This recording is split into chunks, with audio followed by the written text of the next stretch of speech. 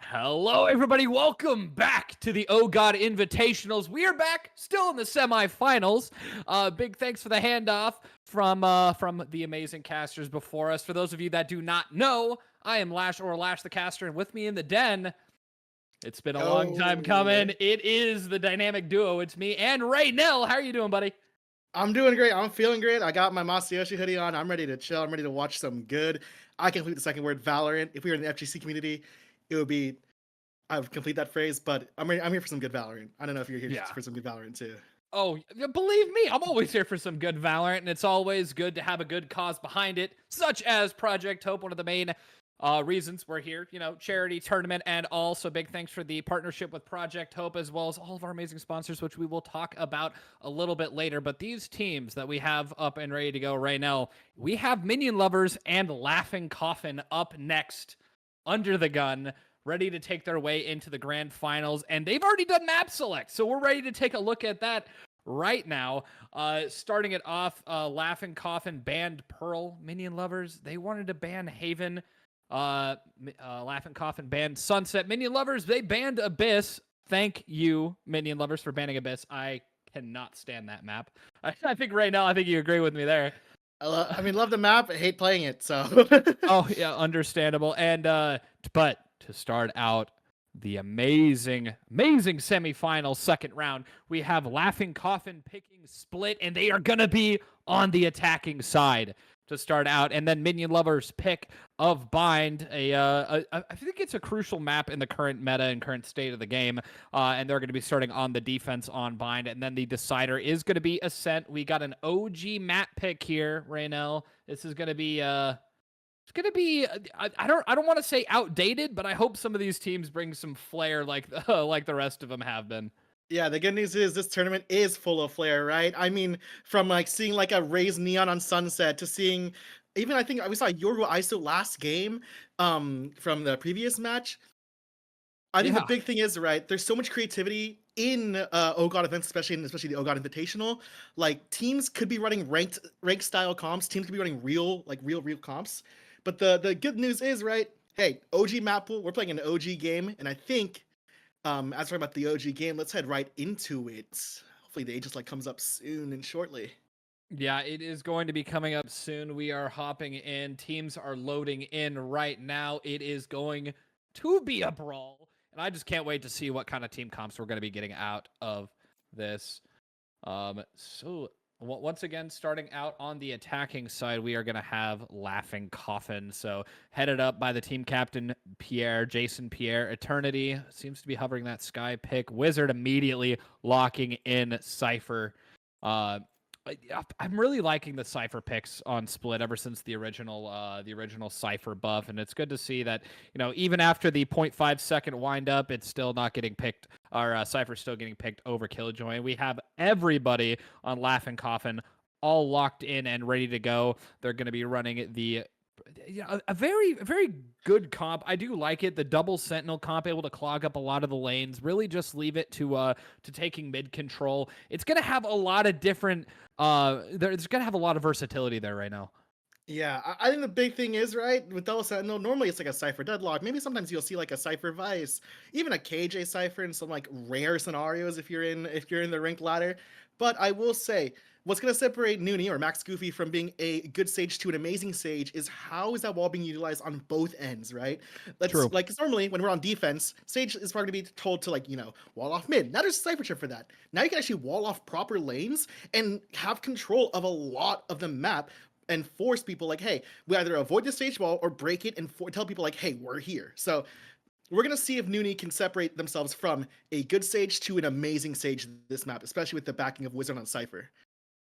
Yeah, it's gonna be an interesting one. I agree, but I think there's also a bit of a chance we could be seeing some Grim Wall, some attack Sage, some battle Sage techniques coming out, because there are a lot of interesting walls that can be abused on Split for some funky angles. Looks like Shumami rolling up on KJ. Susanoo going for Gecko. I'm not sure how I like the Gecko pick, because there's not a lot of verticality for Gecko to work with, especially with Dizzy for those reclaims. But only time will tell. We will have to see. I think the good news is, right, if it was solo Gecko on split, I would actually be like agreeing with you super heavy on the fact that like, hey, yeah, there's actually not a lot of verticality. There's not a lot of areas where you can throw your Gecko Dizzy in like very strange angles. But the good news is there's a breach in Ashcon, right? The super flash. You know, normally I would talk about this with like Gecko and Reyna, right? Throw the blind out, throw the flash out. They're forced to shoot something or look away. This is the same kind of idea. Ashcon throws a flashpoint. And then Susano can come in and just throw the Dizzy. Now they have to look away from something or get flashed nonetheless. Yeah, it's gonna be that double blind. It is super oppressive, and I can't wait to see how they're gonna be pulling it out. But immediately, right off the bat, that Trailblazer is rolling down heaven, and just like that, already, Laughing Coffin has control of the entirety of B side. They might get crunched in on here, but Jabubins in the back just barely got timing there. Spike planted By Loom. Minion Luvrs is at the top, battling it out. Pierre ends up winning that one with a beautiful right click. He's going to have to back off, tries to play with the team here. Doesn't want to give up that advantage, but ultimately Eternity falls. For the community, though. Flank, it's the flank, it's the timing! And Max hits those shot, and so does Wizard. That flash point might be bad. But ultimately, so much utility going back and forth. Max with a beautiful shot from heaven, able to delay that.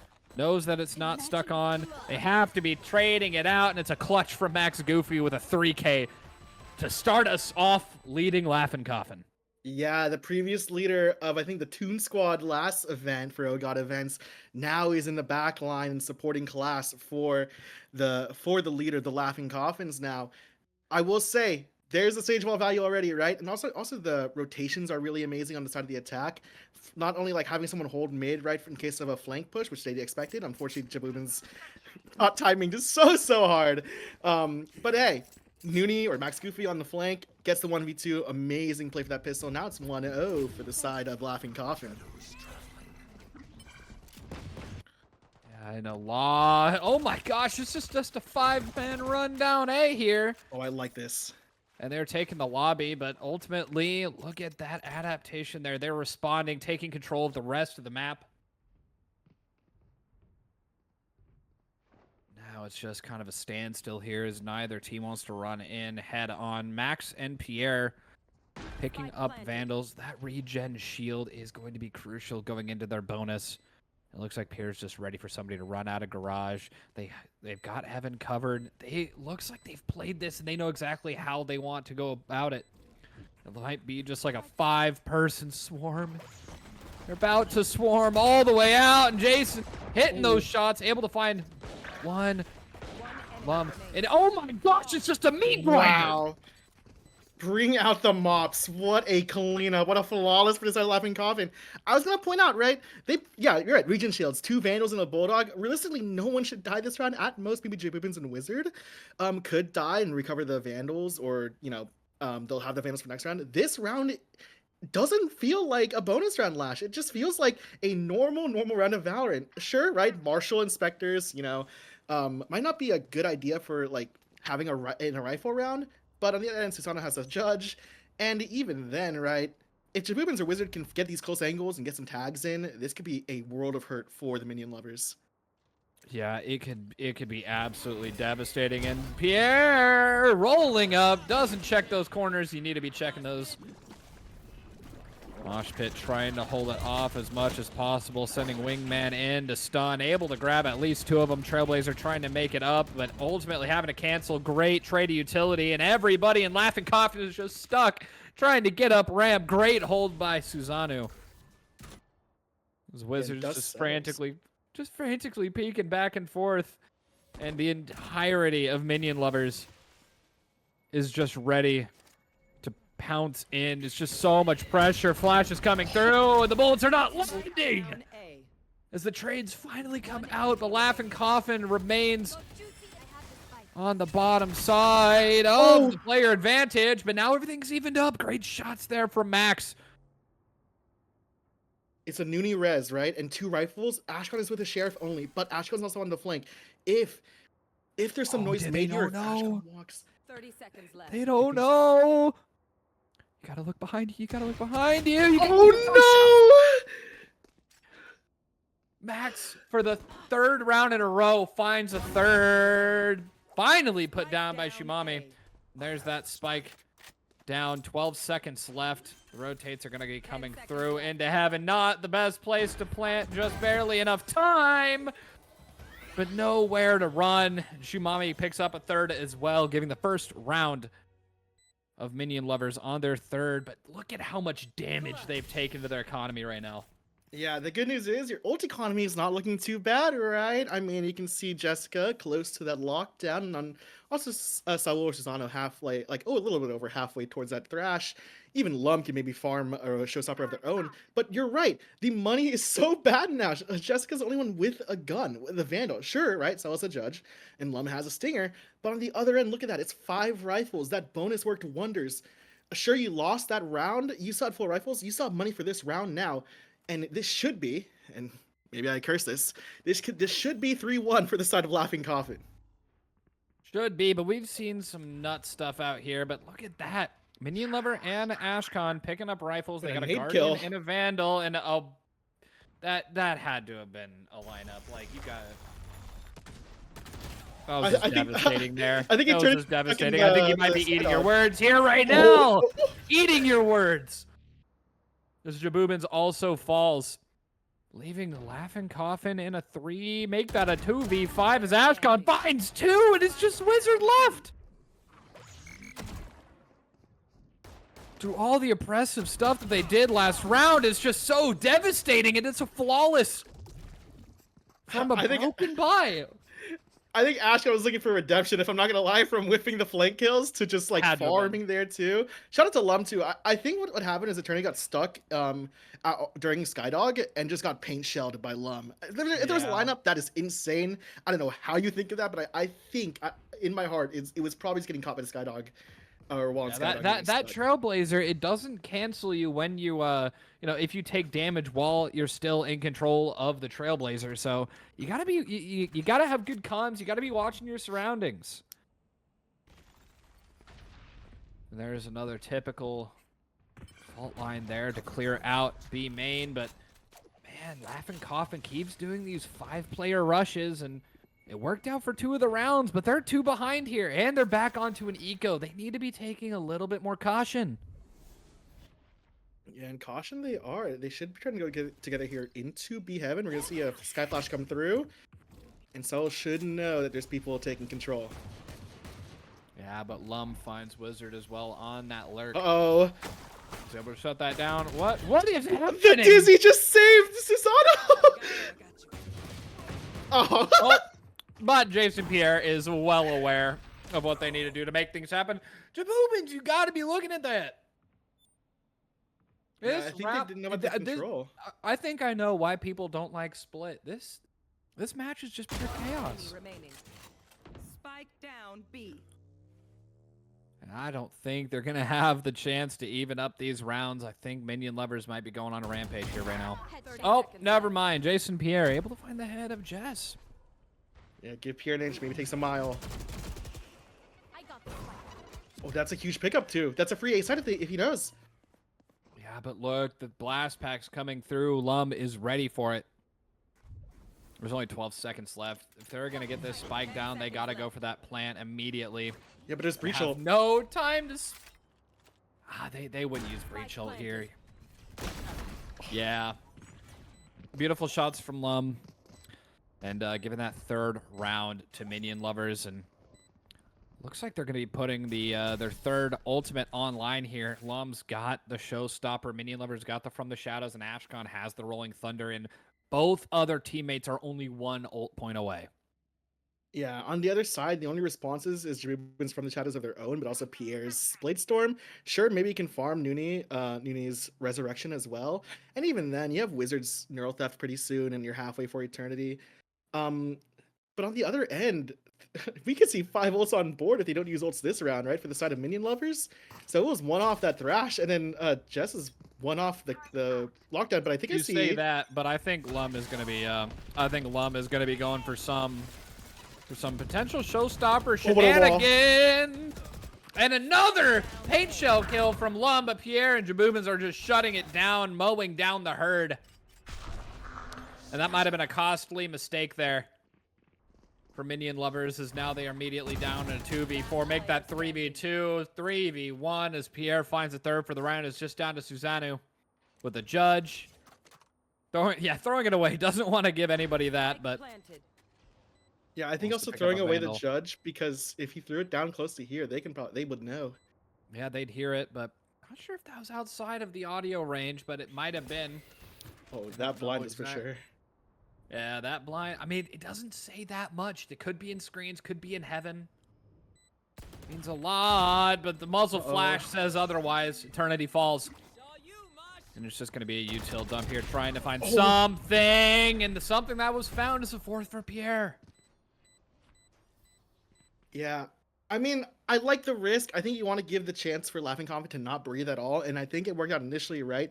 The issue is that Sage Wall is such a huge save. It's like when you throw an ult out and you Neon Stun in response. The Neon's Relay Bolt is kind of like the same power as a Sage Wall when you're getting pushed back, right? I think the play was beautiful, but, I mean, shout out to Max Goofy, otherwise known as Noonie of the Toon Squad previous event, for that Sage Wall. Sure, you may have died, but, I mean, the team got 3 in return. Hey, we take it, you know, if you're the side of Laughing Coffin. Oh, I mean, yeah, you take every round that's given to you, whether it's earned or whether it was a fluke. Every round counts, and every bullet counts with Ashkan. As every single round is just an absolute brawl. 4 ultimates online here. Noonie is going to be popping back up Eternity to bring it back to even player advantage here, but the only thing that they have is the Blade Storm still to be used. There's a From the Shadows, a Showstopper, a Thrash, and a Lockdown ready to just be hurled in their direction. And I'm not sure if the Laughing Coffin is going to be ready for it. Paranoia goes through. It's going to be slowing them down a bit, but I think all the pings are coming through. I think they know exactly where they're going to be running here. Oh, the Mosh. Mosh Pit is going to be good for stall, and there's that wall coming in as well. Not sure if it allows for that good of a peek going through, but there's the Thrash that we were expecting there, but Wizard falls, and that Thrash is done and dusted. Dizzy gooping out. Lum able to find one with Eternity. Oh, and, my. Oh my gosh. Oh my gosh. It's just devastating. Don't show me that judge on split. The last time I had to judge on split, it was against the other team in a scrim. Oh, I thought Sewell was about to barrel stuff Noonie there in the corner, but luckily Jess is there with the Vandal kill to steal it, unfortunately, for Susanoo. But I think the the fear idea was really still good. there. The fear was still there. The aura was still there. Yeah, I'm coming. Yeah. Good news is, I mean, now for the side of Minion Luvrs, Ashkan got 2, already kind of like close to halfway to like what I think is the second breach ult, especially when we're in like this first like half of this half incoming. I want to see a lot more mid presence maybe, or just mid punish too for either end. I want to see a little bit more defaulting out, because this 4-player, 5-player rush tactic has not been working out for them in anything more than just if they're able to win their gunfights. And see the lack of utility.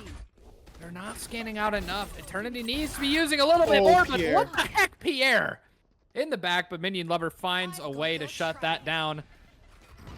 Now it's a 3v3, but only 2 on site here. Lum, well aware that a flank is going to be coming. Does Wizard know? Does Wizard know? They don't. Jess, always in the right place at the right time. Eternity, no spike has been planted here. They're separated. They don't know what to do, where to go, and Jabubins falls. Yeah, it's just chaos over there with Laughing Coffin. Yeah, and Eternity's stuck on an island. The Sheriff only, unless they get ones here. 30 seconds left. The movement inaccuracy debuff did come in clutch there, but Lum from behind. I mean, it was just a pinch on site. There was nowhere to go without taking a fight there right now. Yeah, I think we're saying Laughing Coffin, you're right. They need to default more, or at least start punishing what they know they have open, or even just try to take control a lot sooner, because when Lum gets the info mid, right, in that round, no one mid, no presence mid, barely any presence mid, if at all. And Lum can just tell the other team, like, hey, just stack B or A here. I don't hear anything in mid. I haven't seen anyone mid. I got the freest walkout ever. And now, here's the adjustment. Laughing Coffin decided, hey, let's take mid ourselves. Yeah, I mean, yeah, doing a split mid push here, but ultimately there's not going to be a lot of aggression here from the Minion Luvrs, and there's the Trailblazer coming through. They know exactly what they're running into. Immediately shot out. So much utility. Oh, the Blasted. nade. Another beautiful paint shells Oh from my. Lum. And immediately gets another free one up and online. Doesn't look behind him, but Nooney the kill regardless. Wizard trying to inch up, trying to hold on to that space, but just like before, they're just locked in mid. They walled themselves off from an exit there. Although it did put the Judge behind a wall, it doesn't allow for a lot of movement here. Eternity needing to break in, needing to create some space, but Minion Luvrs are so ready for it. Dizzy coming in, the goop is going back and forth. Nooney, what can they do? And it's going to be nothing against the Judge. The all-powerful auto shotty. Yeah, what I'm seeing from Laughing Cover right now is, especially during that mid round, I think they need someone with a voice to like tell them to do things together. Because if you saw there, right, Eternity tosses the gun light in. There's no one really following up. Sure, you want to hold the rope, but if the flash sees nothing, at least in terms of inside B tower, the whole team can go in there and hold it together. Because if someone from like Ashcon from the rope peeks out, they're peeking out into 3 people. Or if someone like I think it was Minion Lover peeks out from top stairs, peeking into 3 people. So it's a difference right now of individualism before to teams like actually being a little bit more together on the defense.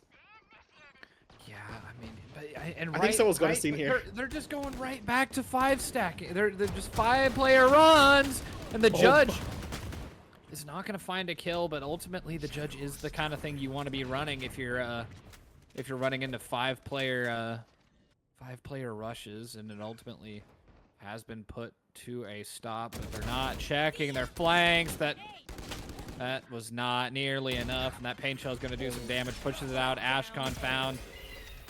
Dart. Oh my gosh, it's just chaos everywhere right now. Yeah, it's a mud brawl. 2v2 now, though. Minion Lover has it from the shadows, right? Was it Sophia has it from the shadows, so maybe could use it to scout out people. But I think on the side of Laughing Coffin, they're just gonna go for a rehit. They're gonna cut noise fully. They have no way. They have no way to kind of like hard control mostly B or show presence mid and B. So I think, especially with this from the shadows, causes some doubt in Laughing Coffin, but they get the freest walkout A. I like the gamble from both ends here, but I think Laughing Coffin had the read. Yeah, Laughing Coffin. I mean, they had the read to like kind of hold left. their ground. I think they just I don't know if it was a read or they're just too stubborn to change their attack vector. And stubbornness works sometimes here, right? Hold your own and just rehit. Yeah, I mean that's for sure. And we'll see how that ultimately is going to work out here. Just wanting to group up there. Yeah. The big question Walk is the up utility together. on the side of Minion Lovers. Does Sophia have both smokes? Do they even have a blind available? All Just has is a turret here for the info. And we have a post planter from Wizard. This separates good ciphers from great ciphers as well. Yeah, it's the post-plant setups that really do matter. And Eternity with the sidestep is going to be able to find it, bringing it down to a 1v1. Not a lot of time left for Jess. I think that might be the end of it right there. Not enough time to make it happen. It's just going to fall to the spike. Almost tying it back up, but still just 2 rounds behind, 6 and 4 going into round 11. Yeah, the good news is, to my memory, Split is pretty defender-sided.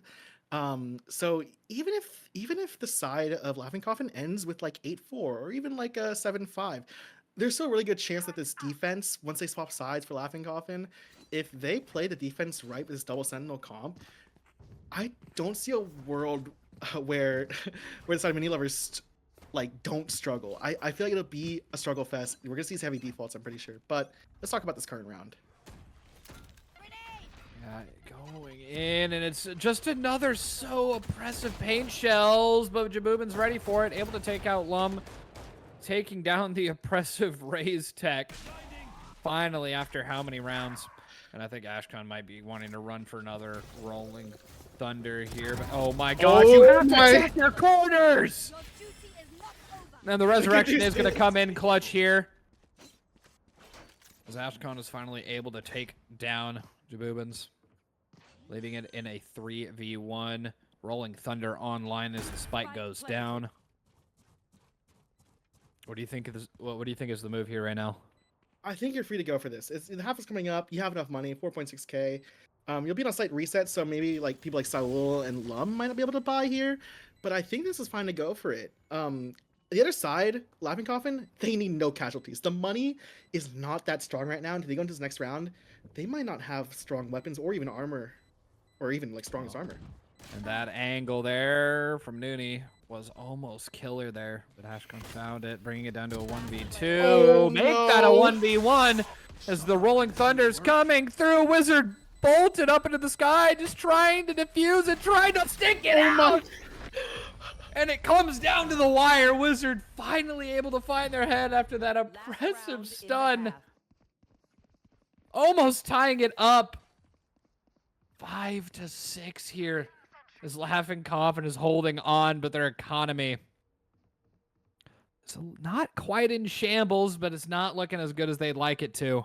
Yeah. I mean, look at that Wizard not even able to pick up a rifle. Yeah, we might see a Guardian maybe from Wizard, or if we're feeling it, maybe the Judge too. But I will say, the issue is, the good news is, if you're the side of Laughing Coffin, there's no breach ult for this round. You can hard hit pretty well. I just fake TP, I like this nade as well. But on the other end, there's 3 pretty decent ults for the side of Laughing Coffin too. Yeah, and it's just going dead quiet. Both teams are finally adapting to each way that they played. Trading flashes back and forth. Paranoia coming out. Punish. Lum has to back off. Has to back off quickly, but just barely had enough time peeking out. Didn't hit that double peek. Unable to get that trade out there. Ashcon needs to back up. Needs to wait for some reinforcements. Finally coming through. Spam. Getting shot through the one Wizard, and Ashcon able to trade out once again, equalizing those up 3-3 before Nooney's able to get their way with it. Just falls as well, and Nooney's just going crazy. It's just down to Susanoo. Yeah, and I mean, maybe someone can get 2 kills here. There's a Thrash available, but I mean, if you're Laughing Coffins, you're probably gonna hold your own, and I don't know about that first fight. I don't know. Nooney fell. Eternity has the ability to close this out. Wizard on this double peek. Can just barely half an inch on the crosshair. Could have been the difference there as we're going into the second half, all tied up 6-6. Yeah, and I think this pistol will matter a lot. Currently, Laughing Coffin did win the first pistol, so it's 1-0 overall.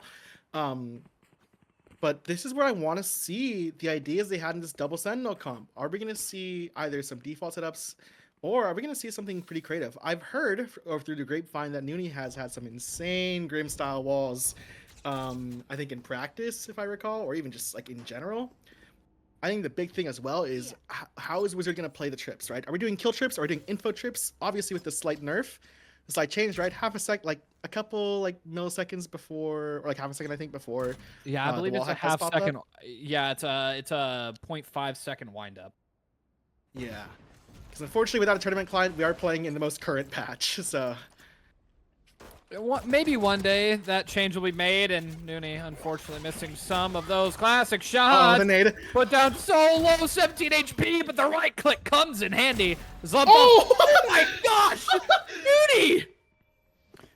Jess falls as well, able to get that heal off, the double heal from themselves and Sky, bringing it back. Ashcon is trying to inch their way up and try to gain some ground over here on B. That Cypher utility might catch them off guard here. Yeah, only 25 HP left in Susanoo's tank. Wizard wanting to peek out, getting a little bit of information, and Ashcon pulling up, gonna fall to Pierre, and it's just a meat grinder falling down, one after another, fight after fight. Minion Lover, last one standing here with those regen shields, charged up to full. 124 HP. Is that going to be enough to take them on? And Nooney goes for the third. Yeah, shout out to Nooney for the beginning, right? Hey, sending Classic to the ground, I guess, because that was the power of the C9 Classic this time around.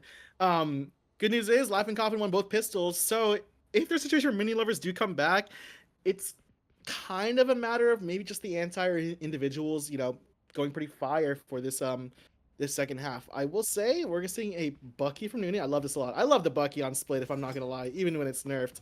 We're gonna see a Guardian and a Bulldog. Yeah. But this side's only a Sheriff, so I mean they're looking to heavy save into this round. Yeah, I'm surprised to see no regen shells coming up, and oh my gosh, Susanoo. Beautiful shot onto Jason Pierre, and there's the Bucky.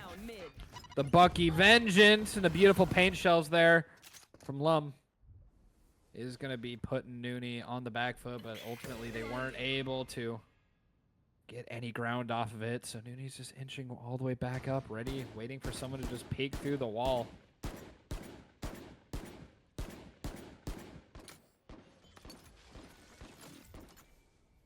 It is just going to be a standstill here for a moment as Jabubins has moved up so far, able to gain so much ground and just holding down these choke points. This is good info. I think Alum might be anticipating a bit of a flank from Sewers, but ultimately has to back off. They want to focus on getting some ground mid, or they're not going to go anywhere this round. 40 seconds left. Fault line comes in. There's the execute coming forth. Aftershock. Gonna try and clear out as much of mail as they can, but Nooney's ready for him. 30 seconds left.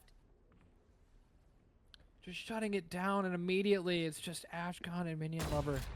Last one's alive here.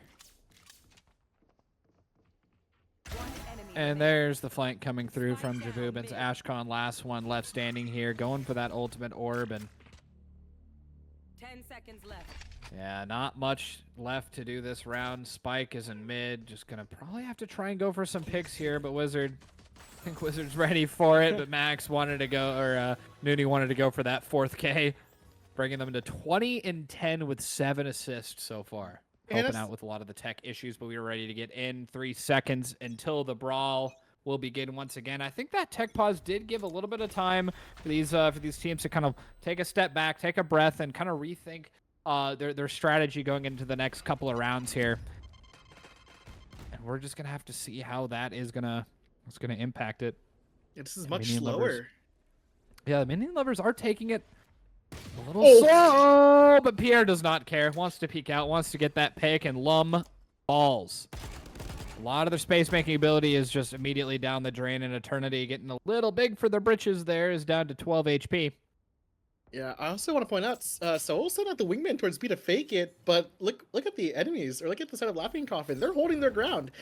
I guess Wizard saw the wingman, it's like no spike on them, but Pierre falls. And there's an opening. In heaven. Yeah, there is a gap in the defense here. Although they have a bunch of that Cypher utility up and set up, everyone is staying fairly stagnant here. Staying very disciplined. Oh my gosh, Nooney. Oh no! The missed. Oh no, Nooney gets these. Nooney gets. There it is. There it is. Got mine if you're 4 for Nooney. 1. Got mine if you're Nooney there. Oh my gosh! Senu! Reaction time was crazy. Eternity able to back that up, but oh my god! Ashcon barely missing those, but Susanoo able to close that one out. Now it's down to Initiator versus Initiator. Thrash is online. Thrash is online. Eternity, be careful.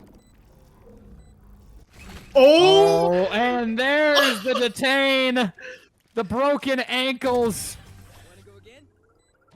Beautiful shots there by Susanoo, but ultimately, you got to take into account there, that was the bonus for Laughing Coffin. They didn't lose a lot, but everybody except for Susanoo, for Minion Lovers, died. They lost their guns, they lost their economy, and they are going to be going broke if they don't win this next round. yeah, that awareness from Soul though with the Thrash though, like it's like Jamal Crawford-esque with the ankle breaker onto Eternity. Oh my gosh. The good news is, as you said, right, Laughing Coffin took out 4 people. The money's not too strong. There's probably less utility on the side of the Minion Lovers, and the goal is, right, maybe just set Susan up for everything. Maybe let Ashcon pop off on the breach as well. 2 off the Rolling Thunder. Ooh, but Lum going strong, able to take down Eternity.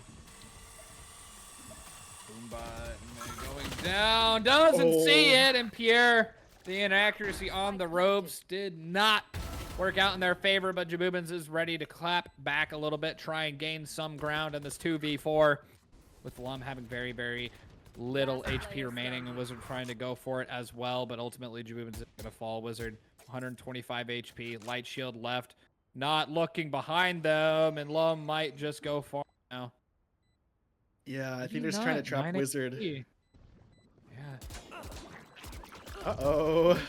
And there is the Q from the bot, and Susanoo ends up finding that pick. Those long-range duels are not fun when you're doing that tap fire. You cannot miss any of those shots, Wizard. Yeah, and not only that, the dead zoning from Susanna for that too. That was absolutely insane. It just felt like he was moving the entire time. Wizard had little chance there to win that round. And I mean, talk about Thrash from bonus, right? Susanna's already halfway towards another one. This is, oh my gosh. Oh my, like, you know, I'm happy and sad that they nerfed Thrash a little bit. You know, with increasing the ultimate point, but honestly, you know, it just takes slightly longer to cycle through it. But I mean, look at Nooney, has the resurrection online, ready to go, and yet has another Bucky. Hey, playing close angle though, just Oh, check the angles, and just falls and immediately swapping those weapons. I think we're going to be running into a. I think we might be running into a Phantom meta now. The recent changes, especially on this map. Yeah, especially on Split. Uh-oh. Oh my gosh, check your angles, and Lum is always there to punish anybody who's not checking every single angle with the utmost discretion. Jumping in, it's just not enough to jump. Oh my gosh. Every single fight in this match has just been an absolute mud brawl. Yeah, it's been like Paper X versus EDG. Adding to the chaos and the aftershock coming through. It's not going to be a fun time. The trades go through and Eternity doesn't fall. Enemy remaining. 30 seconds. As they're going to be taking back control of heaven and the victory. Keeping them from losing the score line. Laughing Coffin stays ahead. This is insanity of a match. As I said earlier, it feels like Paper X versus EDG. It just feels like people are so confident in what they do, but also missing out on certain things. And when I speak about that Thrash earlier, look what's already online on the side of Minion Lovers. She's Oh got a 3K and then died. So that's a Thrash available for, what are we? We're only, what is this? 3, 4, like 6 rounds in. Oh, and an op from Nooney. This might be actually really huge. But against a double initiator, I'm not too sure. Yeah, it's going to be a rough one here, but with that slow orb, if they want to try and push through it without any supporting utility, it's just going to be a farm here from Nooney. Yeah, it's a one and done angle here though too, especially. Oh, and there's the Thrash as well, but ultimately not going to need the deal between the legs. Oh!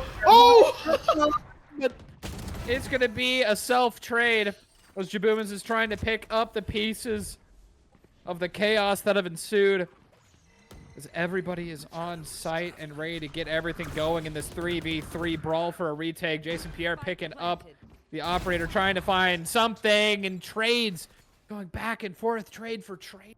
Trade, it's down to a 2v2. Oh, the noise. Oh my gosh. The awareness, the teamwork, it all comes full circle here as Jess is the last one standing. 3 ultimate points towards the lockdown. Paranoia comes through just in the nick of time. And Jaboomins finds a third, bringing Laughing Coffin to double digits. Yeah, and Sophia was holding that A main position until Wizard made noise. So that means Sophia a little bit, you know, not what was I gonna say, like a little bit unconfident on which angle to hold, and a little bit paranoid, actually, I should say, about which angle should Sophia commit to, and that led to Jaboomins for the freest kill of their life, and then the blind just caught Jess like last second, I think at the very tail end of it, and just, you know, the overwhelm was too easy for Laughing Coffin, and as you said, first double digits, Resurrection still available, and a Blaze Storm available for Pierre, and the opera covered too.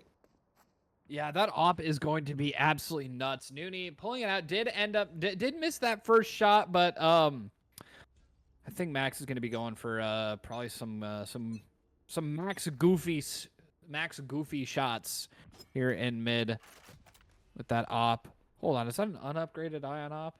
It might just be, and also hearing the noise in Ramen too. But the smoke. A lot of those Qs and that wall. It's a great wall to put out, maybe just a smidge too late. Piece got broken off, and that creates a lot of question marks around the map here. But it is an eco round here for Minion Lovers. Only person with any type of kind of upgraded weapon would be that Stinger, which, for those of you that don't know, in the most recent patch update, they did not decrease the the moving inaccuracy of SMGs. But every other gun has been changed. Yeah, I mean, hey, I guess SMGs are SMGs, but ooh, this exec Run and actually gun looks will really be strong. run and gun, and as the rotates are coming through from Laughing Coffin, as is the execute from Minion Luvrs as Pierre finds their first kill for the round, finding Lum. Nooney going back the and trip. forth, and beautiful shot from Wizard is going to put a halt to so much. Because Jabubins is almost able to find Ashcon, but Nooney cleans that one up as well. Bladestorm and Resurrection still online, but the From the Shadows is online for Sophia in the hands of Minion Luvrs. Yeah, and also, I mean, you could get that lockdown in 1-2. This is a good timeout. I actually really love this timeout. There's the good timeout. I've been waiting for that one to come out. What do you think they're talking about right now? I think this is the first time out of the entire game, by the way, but I think the biggest thing is right now is they need to try to figure out this op. They need to figure this op, but also they need to figure out if they want to destroy the cyber utility. I think their goal was to on the B site, and sure, you may have like heaven open for the attacking side, but then if that cyber utility is still up, there's no way you can take a site like that, especially with people like Pierre and Wizard holding down the fort. On the for the side of Minion Luvrs, I think that what they need to do is just force the utility usage, find where the op is, get the op off the angle with things like a stun, like a Gecko Flash even. And I think maybe get Jess the lockdown to even further confirm things, because you need this round especially, because at some point 11 becomes 12 and now you have what, 3-4 chances to try to close things out, or try to bring it to OT, sorry, to close the gap and bring it to OT. On the side of Laughing Coffin, I think they just play how they play normally, right? Because sure, most of the time when you do timeouts, it's adjustments for not only the team that called it, but for the team that's in that timeout as well. And I think a lot of times people fall into this gap of like, hey, what are they thinking about and how can we counter it? And if they just play their own game, right? What is that trip, Wizard? Hold on. Oh my! What? Talk about casting spells. What is this? What is that? I agree with you, Raynell. I think that is a mystical trip from Wizard himself. Yeah, talk about nat 20 intelligence. For real. Oh, on the other side. Oh, Ashcon, beautiful shots there. And the spray is not going to connect fully, because Ashcon is going to get out of there with 20 HP. But Nooney getting a little bit too far up there, wanting to get some trades out there, but ultimately it is not going to be looking good. And a near flawless round is just pick after pick. And I mean, there was barely any space taken. And it was just a bloodbath. Yeah, and while it's a money reset, look at the buys here. Nooney's gonna offer a Phantom, and I don't think there's a lot of utility on Nooney for this too. Maybe the wall's still available. I think the wall's still available. Maybe a slower 2 is. I think the issue was too on A when Nooney found where Jess was, a little bit too tunnel vision on that, allowed Lum off the turret to swing and fight, and they even found 2 after a double swing together. So maybe a little bit overthought, maybe just a little bit tunnel visioning, but nonetheless, I like the setup from Wizard as well.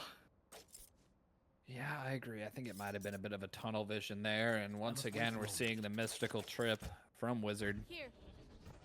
On A site here, Susanoo taking first contact there. The blades did not connect, but ultimately wanting to peek back out and try and get that first pick off, and there's the flash coming out. But ultimately, no ground gain to Susanoo fall. Pierre still standing, still has all of those blades. There's Ashcon, whoa, and finally able to land those down, and it's just down to Sophia here going into garage, mano y mano. Sophia v Pierre. Contact taken, had to dash out, had to TP out, doesn't want that heat for anybody in Loom. Lum falls to the ADS curse as the paranoia comes in. What a blind. And a beautiful paranoia is going to take down Pierre, trying to even that player advantage. You should run. As the lockdown comes out, we're going to try and clear out B site. It's top mid res as well. Yeah, getting that res out. It's a 4v2. Have to get out of that lockdown range. Nobody detained. And there's the Seekers coming out as well. It's going to give away so much information, but they have to go off of it. Nooney able to find Jess. And it's just down to Sophia, and it's not going to be enough. Wizard finds their head, bringing us to match and map point. Yep, this is Now, 3 rounds. Not only that, it's 3 chances for the side of Match the point. Minion Lovers to close things out, to close the gap, sorry, and to bring it to overtime. But there's also 3 more chances for, you know, if the side of Laughing Coffin does falter a little bit in these upcoming rounds, it's 3 chances for them to close things out and hopefully not have OT happen. This op has been providing so much value in this in the beginning half of this side swap. But now look who has the op now. It's Pierre on the op, and Nooney has a backup Phantom with the Bucky. This is going to be a fun round for sure. They are pulling out all the stops. Pierre holding a tighter angle, wants to wait for that peek out, is just barely out of range for that ultimate orb. Lum is going to find the first pick onto Jabubans, opening up a lot of heaven pressure and creating a lot of question marks in mid, causing Eternity and Nooney to have to back off. But now so much space has been taken. They're going to be crashing in on Pierre. Has to back out, has to try and save their life. Has to play for life and has to play for team Eternity. here. And a beautiful flash from Eternity is going to get put down by Sophia. Immediately put into a disadvantage here. Nooney's going to try and gain some ground. Has to remember to check their angles. Able to find Lum. Pierre able to even that up as well. You got to check your angles. And Heaven! And Nooney finds it as well. Turning the tables into a 3v2. It's down to Ashcon. And it's down to Jess. Throwing that flash out. Pierre's ball. Space has been known. And presence has been acknowledged as the Rolling Thunder comes out. Fighting Wizard wants to inch around Nooney. Trying to stand. Last one standing. Not able to find it as Ashcon almost single-handedly brings them to double digits. And when that 5v3 turned into a 3v3, I got nervous. Thankfully, Ashcon, the savior there, got a kill and the Rolling Thunder available. I was going to point that out earlier when Susano and Ashcon were going for the orb on B. I was surprised they didn't get Ashcon the orb. But hey, the good news is for the side of Minion Lovers, now there's a Thrash this time around for the site takes or even for the post plant. No op now on the side of Laughing Coffin because the money's a little bit too thin. Opting for some Guardians and a Bucky again onto Nooney. Nooney is 29 and 16, by the way, on the Sage. Talk about Battle Sage. That's what I was saying. I feel like Nooney was really just picking Sage to throw off the competition, to throw off Laughing Coffin, or to throw off Minion Lovers there. Wants to pull out some crazy Grimwall, some Battle Sage tech. Almost dropping a 30 bomb, and it's not even overtime. Yeah, and regulation is absolutely insane performance. For you. Ooh, Not good heal only coming being in. a battle sage, but also being great at pulling out those support, you know, the support that's necessary.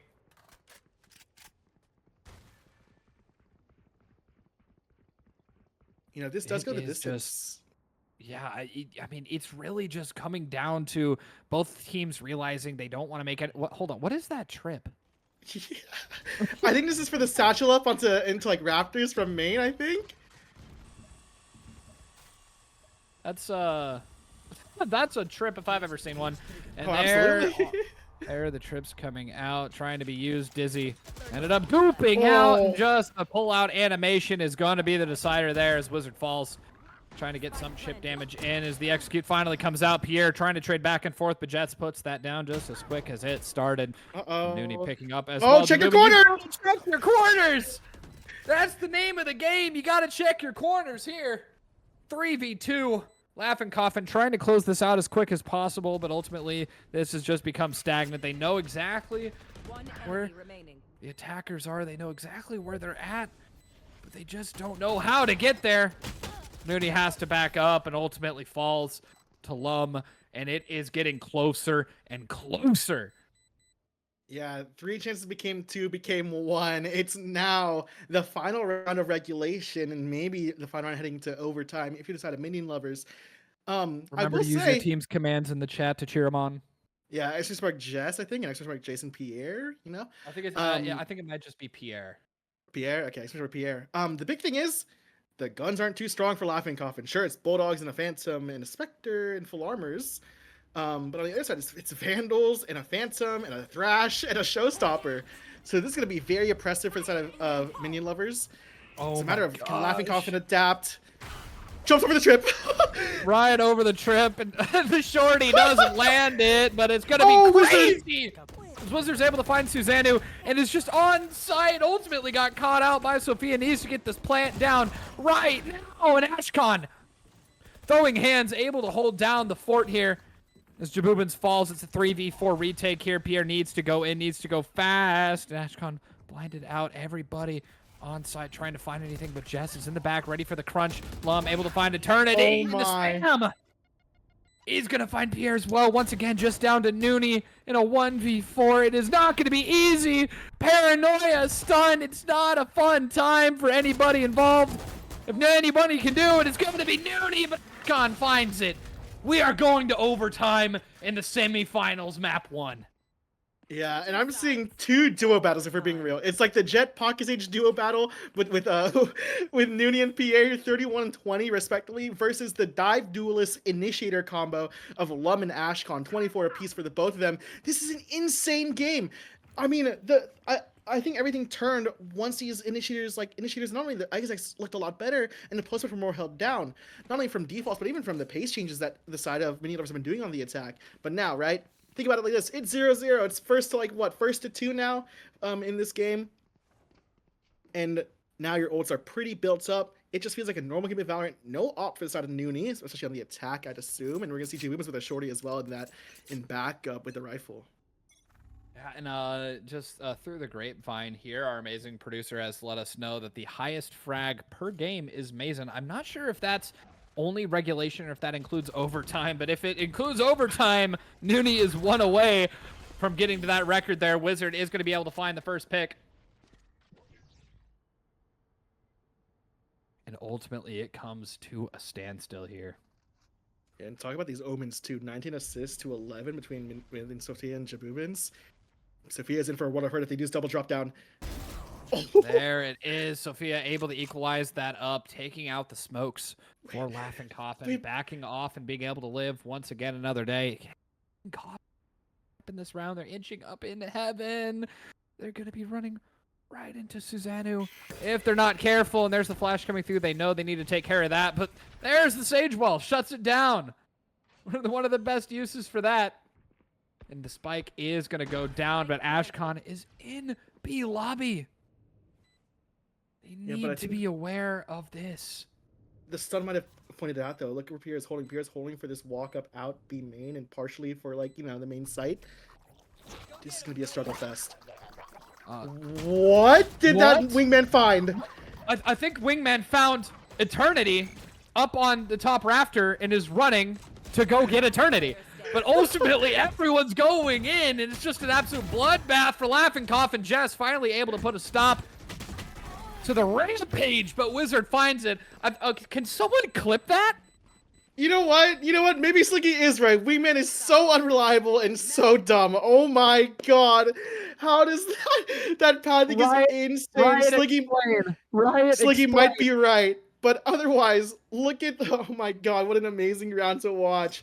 Talk about the assists also on the side of Laughing Coffin, 10, 11, and 10. They got 3 people double digits. On the other side, though, it's Sophia on the Omen, providing a lot of value, whether it be through smokes or with blinds.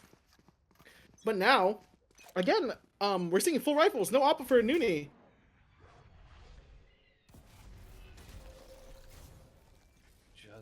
It is a rough game here for both of these teams. Laughing Coffin in the lead.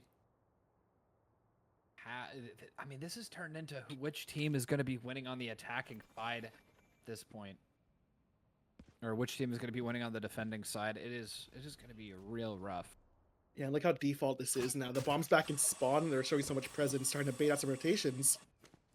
But Laughing Coffin is keeping their foot down. Yeah, they are not afraid of anything. And Lum with a beautiful shot through the wall. Jabubins falls, so does Eternity right after. It's just a lineup after lineup.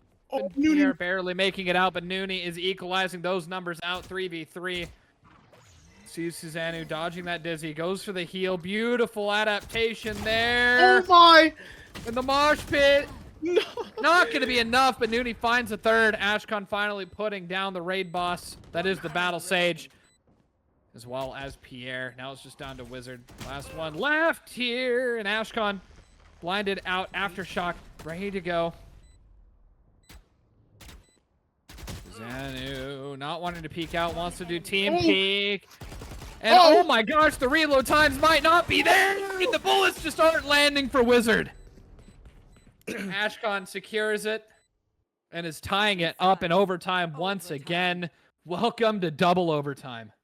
Yeah, and I mean, look at the stats right now. 35 for Nooney, but on the other side is Ashcon and Lum, 26-27. This is an insane game. These people are shooting back. Yeah, second OT. Again, no op presence. I mean, it's kind of hard, especially because, like, who do you drop for the op, right? Do you give Nooney the op here? Because they've been shining on it once we do swap sides. But talk about the current round, right? See, what's the difference now? It's a default versus Laughing Coffin, and Minion Luvrs are playing a bit rotational. This feels like a give up the A site. I mean, I'm not really sure what the game plan is. I'm liking the defaulting out just a little bit more and able to feel around the map slightly Well, Pierre's gonna have no dash. more. Yeah, the dash is going to run out there. It could be devastating there. It is just... And this one is an edge of your seat. You never know what is going to happen. A big thanks to Unibean for clipping that wingman confusion in the chat. That was not really sure what that wingman action was, but that was interesting for sure. It's just come to a standstill here. Minion Luvrs just waiting up at the top. Sophia just waiting for someone to peek into their crosshair. And I think we're about to get some action here as Oh. Ashcon takes the first pick as Pierre falls, but nobody was behind them. Able to capitalize off of any space gained. Running through sewers there, trying to regroup with the rest of the team because they 30 need to be seconds playing the left. numbers game. Yeah, and with 30 seconds, it's going to be a B hit. Just because they found the stack towards the A site, they want to go B here. But it's a matter of Saul and Jess to hold things out. A bit of a missed mosh pit there. Gonna delay a lot as the cyber cage comes Oh, the through. Omen Spray's blind. coming through as well. Only 11 seconds left in the round. Jabubins is able to find Jess in the back. Has to go for the plant right here. Nooney able to make it happen as Sophia just getting ready, trying to spray through the smoke here. It's a 4v4 full retake here. All utilities ready to go back and forth. What is Lum gonna do? Great paint shells trying to even the odds here. Oh, the Ashcon's TP. able to find Jabubins. Beautiful TP. Lum able to find one as well. Playing the high-low position here. Max and Wizard need to get something out of it. They know they're Oh sticking. They know they're my. sticking. And Suzanne was able to make it happen as Ashcon with the 4K, evening it up once again. And for the first Switching time sides. since they've reached overtime, Minion Luvrs has taken the lead. Yeah, and Ashcon has a 30 piece of their own now. The closest one will be Lum at 27. 14-13, and look at this now. Pierre is going to go for this operator. This is what I wanted to look for, because last time we saw an op, Minion Luvrs kind of struggled playing against it on attack. And it's kind of weird just because you have the double initiator. Maybe the initiator utility is just not going the right direction, or even positionally Nooney and Pierre are playing really well. Let's see if this op can even find any value with just on the lurk on the A side. May work out, and that is the first time that Nooney has hopped on top of the wall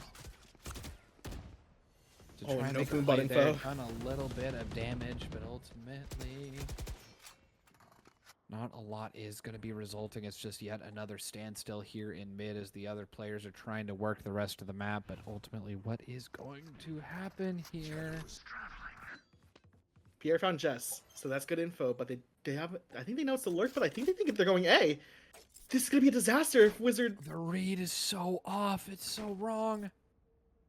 Wizard is going to have an absolute stampede running into him. And I think the life might have been saved there by the trips as Lum falls. And so close. Wingman didn't even go off there. Riot, explain. Susannu able to find Wizard and Ashcon finding Nooney as well. Opening up the side as the rotates are trying to come in as fast as they can. Eternity needs to land those shots. There's a flash coming in and just way too close. Jess able to find their head. Pierre with the operator glass cannon here. Needs to try and make a play. Needs to go humongous here. Jabubins wanting to work the map as well. Able to find Sophia. Thrash available for Sono. Last player standing. This is just so hard for both of these teams. And there it is. Minion Luvrs able to close it out 15-13 as they take split. Yeah. What is up, everybody? Welcome Oh. back to the Ohgawd Invitational. We are once again back with Laughing Coffin and Minion Luvrs. Some two titans here in the semifinals, and we are getting ready to move on to the second map, which is Bind, which Laughing Coffin is going to be starting on the attack once again. But this one is the Minion Luvrs pick, so they're going into this one just a little bit under, you know. They're not going in on their map pick, and they're coming off a loss, so we're going to have to see how the performance, if it differs at all, or what kind of crazy stuff we're going to be getting out here. So, I mean, ultimately, Raynell, is there anything about that last map that you want to kind of recap for us, especially with how chaotic that overtime was? Yeah, absolutely chaotic overtime. The big the worst news is for Laughing Coffin, it was their map pick, and also winning both pistols. So it's like it is an insane game from losing both pistols if you're Minion Luvrs to just winning the entire map. And I think the biggest thing is right. Even despite the slow start, they started understanding like the latter half when on the side swap. And from there, everything's kind of flowed like really well. And we saw a lot more tactical part of this tactical FPS game. Oh yeah. Within that latter half of the game, like within the later half of the game, it was a lot more defaulting. It's a lot more trying to poke and prod the utility. And at the end of it all, it was like partially heroics, partially just amazing plays from the set of Minion Luvrs. Once like the rounds before OT, heading into OT. So wonderful game to watch. If you haven't yet, maybe you can look back when you get the time to. We're gonna head to Bind at some point, but first, Lash, I think you have something to say really quick. I do indeed. We have a couple people to thank. Just overall, once again, we are here, partnered with Project Hope, as well as Gamer Advantage. But just a little bit of just a couple words from Project Hope. They are on the ground in Western North Carolina and in Florida, distributing essential health and wash supplies, including hygiene kits, first aid kits, intermediate bulk container tanks, mobility equipment, over-the-counter medication, and to 7 health facilities and shelters across, I don't know how to pronounce that one, Henderson, Jackson, Lee, Charlotte, and Sarasota County, country. I think that means counties. But Project Hope is also partnering with local and free charitable clinics to help serve the backlog of patients in need of care. So make sure to donate using the ! charity link or in the pinned post on Twitch, I believe. Amazing, wonderful producer Kate is putting that in the chat as we say it. Might be a bit of a delay, but it is there in the pinned, as well as a big thanks to Gamer Advantage. Gamer Advantage glasses are built better. Their frames are flexible, so they are comfortable under a headset for hours on end. The lenses aren't yellow, so you'll experience your games in full color and HD and 2K and 4K as it was meant. And also, they're the only glasses clinically proven to help you sleep better and literally increase natural melatonin production for your body. So that is a humongous benefit from Gamer Advantage. And they are giving away 4 $25 Gamer Advantage gift cards and a pair of non-prescription glasses with any frames. So make sure to do all of that ! GA, all of that in the chat as well. So a lot of giveaways, a lot of support, but most importantly, read up on Project Hope. If you can't donate, please share the link. Please post it on social media, repost on Twitter.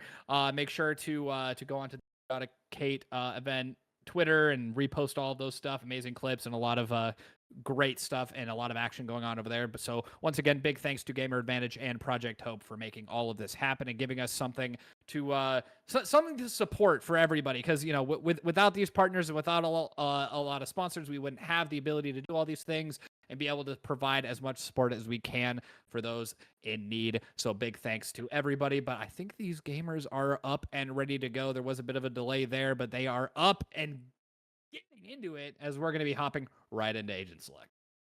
Yeah, and I love Bind just because I think this is one of the maps, as always, I always say there's a lot of maps, you can think very creatively on these maps, right? We're going to see a chamber hover, don't know if that'll be locked in, but I love the chamber ideas, and we're already seeing instantly double duelist Phoenix Rays. And remember, this is the current patch. So this is new updated Phoenix with those regenerative flashes after 2 kills.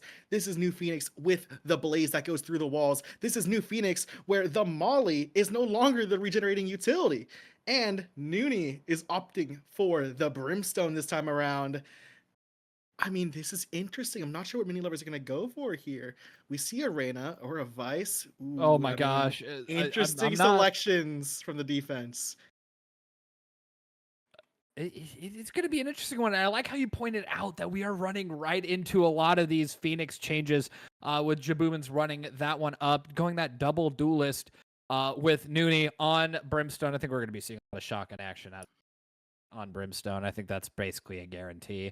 But Minion Lovers haven't locked in a single agent. I'm not really sure what kind of team composition they're going to be going for. I would not be surprised to see Chamber come out. Yeah, and I think Chamber is also kind of a strong option too. I mean, you can post Chamber up on those angles, right? Chamber is one of those agents where you can actually play heavily anchor. People think that, oh, with the Chamber nerf, right? Oh, it's one trip with a certain range. It's only a single TP. But remember, the range on the TP has been extended. The trip, I think, is still pretty good. I mean, the op is still really nice, the tour de force and all that. And the big thing is, this is going to be a matter of, can Susano hold their grounds wherever they go on wherever the enemies go on defense, right? Because remember, free escape card. It is the freest escape card at the moment next to like a Jet Dash or a Rain to Dismiss. Yeah, this is going to be a rough one. We're not seeing at all a mirror comp. And I think I'm having a couple technical issues, actually. Are you in game right now? Yeah, I'm in game. Huh. Interesting. So if you want to solve it, I can go a little solo real quick if you want. Yeah, if you want to go solo there for a moment, I would I would not be opposed, as I do need to figure this out. Yeah, I'm down to go solo. I think there actually was. Be. I think we're having a couple technical issues that we need to get figured out. So I do apologize to everybody watching. It's okay, but opening already. The round has started. Susano opening up with the Headhunter. Does tag down, I think, the Rays here, Pierre. But in response now, after the TP out, they're going to be pushing up towards B long fully. Destroys the trip. And there's a lot of presence only by Susano only. Ashcon can stay in his corner. No utility showing. Nate comes through. And Ashcon looking for a pick is taken out by Pierre. But on the other end, Lum takes down Wizard. And this is a free B side all of a sudden. Susano stuck on an island in halls. The control here is great. But now the defense needs to rotate immediately. Susano solo alone. Looking for something elbow. But it's going to be walking to 2 people. This is Noonie and Eternity. Looks for one. Sees both. And has to run away. This is a long enough stall for Minion Lovers, but Jaboobin's kill onto Lum is huge here. Sophia with the response to Jaboobin's as well. And a TP out. Ooh, and the kill onto the side. The retake starts now. Shimami. Kill onto Pierre. Minion Lover on 1 to Eternity. It's left Noonie in a 1v3, but stuck where the bomb isn't seen and a clove smoke down. It might be well and done unless... No, Sophia, savior of Jess, and Noonie gets taken down. It is a 1-0 pistol start for the side of Minion Lovers. And getting these getting the technical issues all figured out. Once again, back where I need to be. So thank you, Raynell, for helping me out with that. No but problem. back here in the game, it is. I mean, it's going to be an interesting anti-eco here for Minion Lovers, and potentially more. Too early DC, more technical issues. But I mean, you know, things happen, and I'm sure they will get resolved in a timely fashion there. But ultimately, what kind of aggression do you think we're going to be seeing out of Laughing Coffin here right now? I mean, they are an aggro comp, right? I mean, it's a Phoenix Rays and a Brimstone and pair with it. The good thing is with Eternity on the sky again, right? They can kind of lead into where the flashes go. Jaboobins could literally throw the blaze up, and then maybe even Eternity can flash through it paired with Jaboobin's flash of their own, right? I mean, this is an insane comp that plays on aggression. On the other end, the good thing is Saul's there on the chamber. The chamber can TP out, can hold hold really weird off angles and lines. If we were playing Lotus, I would know those off angles and those lines because I've been practicing on Lotus for so long until I got taken out of the map pool. Thank you, Riot. But nonetheless, I mean, Susanna can basically hold their own until the TP out, and it's just a matter of like stacking the other site where Susanna isn't. Like, look, the Minion Luvrs is already triple on A. Ashkan, I think, is gonna look for info, or maybe the orb on B long. So it's a stylistic difference. It's a style of like having like someone who can anchor, having people who can anchor and play rotationally, versus a team comp that is prideful on trying to go hard in the paint. Yeah, it is going to be I mean, it's going to be an interesting one as we're seeing as well, Susanoo picking up a judge and is going to be holding that close angle in hookah, has the rendezvous to try and get out. I'm not really sure how I'm liking that rendezvous placement, but it's going to be a tough one. Yeah, I think that this rendezvous is a little bit awkward just because sure, Susanna can get one with the judge and get out, but then what happens after that, right? Stuck in a TP, getting swung on by another person. I mean, sure, it's only 2 sheriffs, right, for Pierre and Jabubins, but still, the goal right now, if you're the side of Minion Luvrs, is maybe you avoid or maybe get into this U-Haul and hookah positions because you have close guns, and the rule of thumb is normally you shouldn't play in these positions, but with Susanna with the judge, the rules don't matter when you're chamber. Oh yeah, no, absolutely. And ultimately we're going to see what kind of action is going to result here from Susanoo. Playing up close and personal here, going for that jump spot out, taking a peek, taking a shot onto Eternity, and ultimately backing out. Rendezvous used. 25 seconds till that TP is back up and going. Did take a little bit of damage there, but that regen shield is coming in very handy. Oh, the rest of everything is kind of going down. Pierre able to find a pick onto Jess, taking down a crucial piece of info gathering ability away from Minion Luvrs. And Pierre is going for more. Susanna right around the corner. Knife out. There's the judge. Needing to back off. You don't want to be peeking into that as Ashkan finds Noonie as well. Over evening that up, giving the Minion Luvrs player advantage, and just barely off there. Wizard almost able to take that gun out of Ashkan's hands, but now it's a 2v4. Do they know about Eternity here? There's no trip, right? Or the trip is disabled at the moment. I'm not sure. I'm not sure if they're aware of that from the jiggle peaks from Minion Lover. I'd say they probably know that Eternity's there, and the flash coming out is going to secure that, and Ashkan was able to find a third for the round. The good news is that Vandal's still alive. Good. Yeah, very good anti-eco there from Minion Lover. Yeah, now this is where this rule kind of matters, right? When there's close guns, such as this Judge or this Spectre, Coffin should be aware of that it's still present. They need to avoid these Yuhal and Hookah positions in case of such, and keep these rifles alive. The money will be pretty weak if this bonus doesn't go their way. If this anti-bonus doesn't go the way of Laughing Coffin, because look at this, it's 4 rifles. Sure, I think Wizard should pick up a rifle. Okay, last second, full armor guardian. Just in the nick of time. Oh my god, I got a little nervous. Oh, a little bit nervous. You can't not be relying on those last second things to be getting those weapons coming in. And there's the one and only Molly going to be put out by Jabubins here. Flashing out, try and gain some ground, almost being able to survive there. Susanoo does end up falling. Headshot found, not dead yet, expended. Needing to recharge that, but ultimately Pierre's is ready for it, jumping in and ready to go. One player has fallen, almost 2. Make that 2 as Lum is just hitting those shots. Beautiful, beautiful marshals. Needing to reposition there, trying to get with the rest of the team. And the dizzy shot is just beautiful. Able to find one Minion Lover going back. Almost able to find Pierre. 20 HP left in the tank. And suddenly this has completely turned on its head. As the spike is not planted. Pierre only has 20 HP remaining. This bonus could be everything for Lum. Lum is cold on this Marshal. Insane work. I will say, I don't know. Because I think the idea here is maybe fake B, right? Because they ended up They ended up on A site, but the issue was Pierre got 2 picks on B.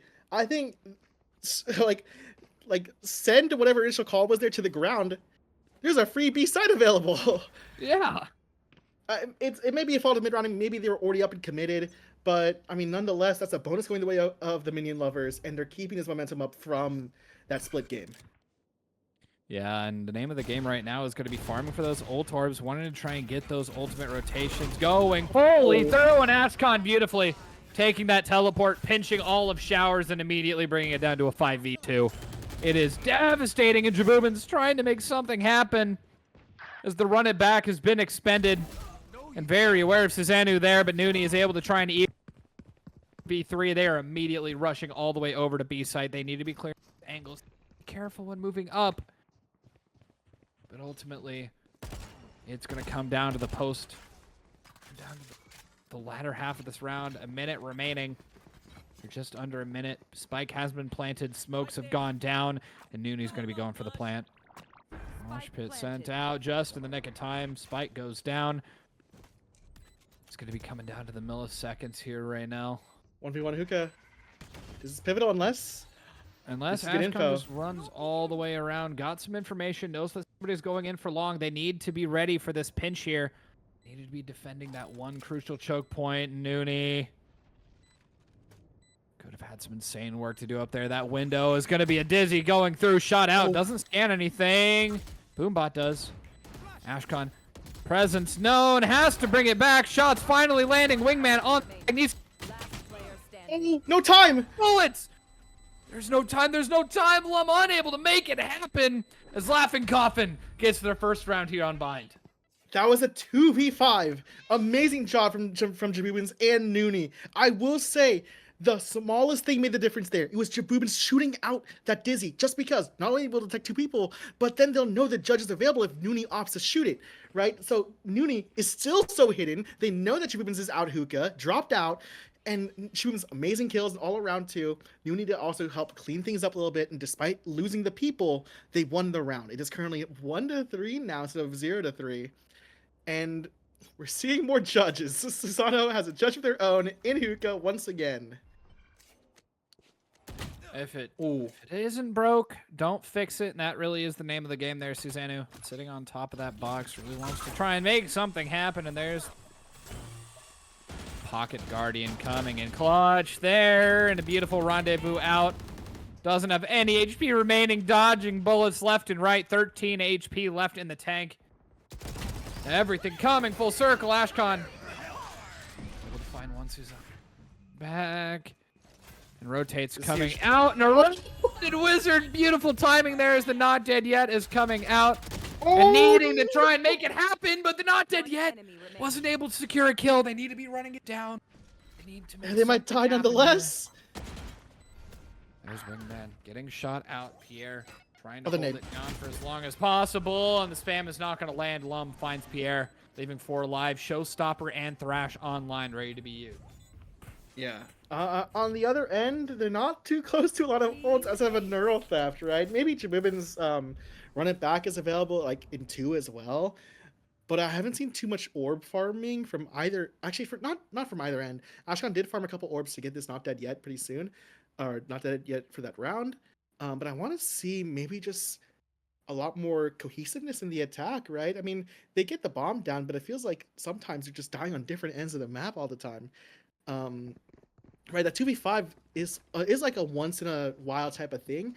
But if we want Laughing Coffin to have a breathing chance in this first half, there needs to be a lot more togetherness. The Shiko buy will provide that because the body tags can be brutal with 3 or 4 people on those lines.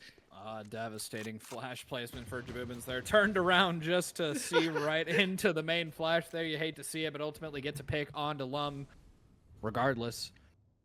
Giving them a bit of an advantage here on their Sheriff buy. As the mollies and the utility is going in, but are they aware that Ashcon is right around the corner, ready for the rotate out? 1, 2. Almost able to make the third happen. Oh my gosh, it's devastating. As Eternity's finally able to take down the raid boss there. And Eternity is the last one standing. And no matter what, Eternity can get the Seekers for next round or even this round if there's like a breathing chance for the Laughing Coffin. But it feels like they're stuck in laughing gas right now. They cannot get out of these traps. Yeah, it is not gonna be an easy one. And Susano seems to have the read here to go into hookah and be 30 ready seconds for it. left. It's gonna be who's quicker on the trigger, and it's gonna be Susano. Yeah, and I mean, hey, make sure you cheer for your teams. Are Laughing Coffin. They need all your energy. Remember, hands in the air for Team Jason Pierre. Exclamation mark Jason Pierre in the chat. Or if you're a Minion lover wanting to go to the moon, exclamation mark Jess in the chat as well. And also, I think there were Preds available. I'm not too sure if they aren't. Unlucky, but hey, let's talk about this round. Run it back. Seekers, Neural Theft available for the side of the Laughing Coffin, but on the other end, it's a Thrash and a Showstopper, and also one-off 2 pivotal ults. Seekers for Jess and Susano's Toward the Force as well. And here's the run it back to begin with. It is a quick and dirty round there as Lum is taking down that run it back, but so much space has been gained, so much info gathered. Susano is stuck there, and U-Haul has a shorty and has an operator wizard able to find Minion Lover. Wanting to bring it back up as the Neural Theft is coming through. So strong as Jabubins is able to find Lum as well. Trying to hold their ground here, and U-Haul is the last stand against Laughing Coffin. Finally falls to Nooney. As Jess falls as well. Last one standing, Ash, one of the most cracked members of the team, trying to go back and forth, and probably a misclick there from the ADS. He's going to end up with a flawless. A scary Laughing Coffin right now is Jabubis just not caring. Like, double flashes coming in too. If Jabubis can farm, it's almost like Paper X's Jing on Phoenix, right? Just can farm the ult, can farm these kills. And especially with these flashes coming back, we could see like, what, 6 flashes in a single round, maybe like 4 or 5 probably at best. This is an insane comp for Laughing Coffin, and they're working with what they have, and they're working it the right way. But this is a different look. Ashkan has a Bucky, it's looking to go up short. Oh my gosh, Ashkan is just one of these players they that know. just have some crazy plays. They know. They're ready for Ashkan. They've made the adjustments. They're like, nope, you cannot be doing that to us. Not today. But if we know Ashkan, we know that they have plans upon plans. There's another smoke coming out. Beautiful replacement there. Oh no, the gun! Oh my gosh, Wizard! What was that? It's the flick of doom onto Ashkan. Oh my. And in response to the Seekers popped. Everything falling apart. Jess trying to hold down the back of sight. As Minion Lover Sophia is trying to get everything locked down as well. Trailblazer coming out and... Oh, one of the Oh no. One detained and only one found before the trade comes out as well. Pierre up on the top, and the drop at the wrong time is just devastating, and Eternity gets that trade out as well. It's a 1v2 left to go. Susano, last one standing, has a judge in hand, still has full HP. Rendezvous, Headhunter, and Trip still in the pocket, trying to jump around the corner. Rendezvous used. Had to back off, not sure of how much damage there was going to be, and another flash coming through, and Nooney finds their head. Just too many angles to look for, too many things to try and account for. And ultimately, the concentration falters, and that's just the way the cookie crumbles right now. Yeah, and I mean the good news is for Laughing Coffin, they got the Seekers and the Thrash off of them for probably close to most of the rest of these rounds. I mean, sure, there's a Showstopper, sure, there's a Tour de Force that has been popped already, and Ashkan's Not Dead Yet is available. If you know Ashkan, they've been farming these orbs, they've been farming kills, and the way they use Clove is somewhat unorthodox, but makes a lot of sense. When they die, they are and they a pro pull the lurker. ult, They're a pro lurker.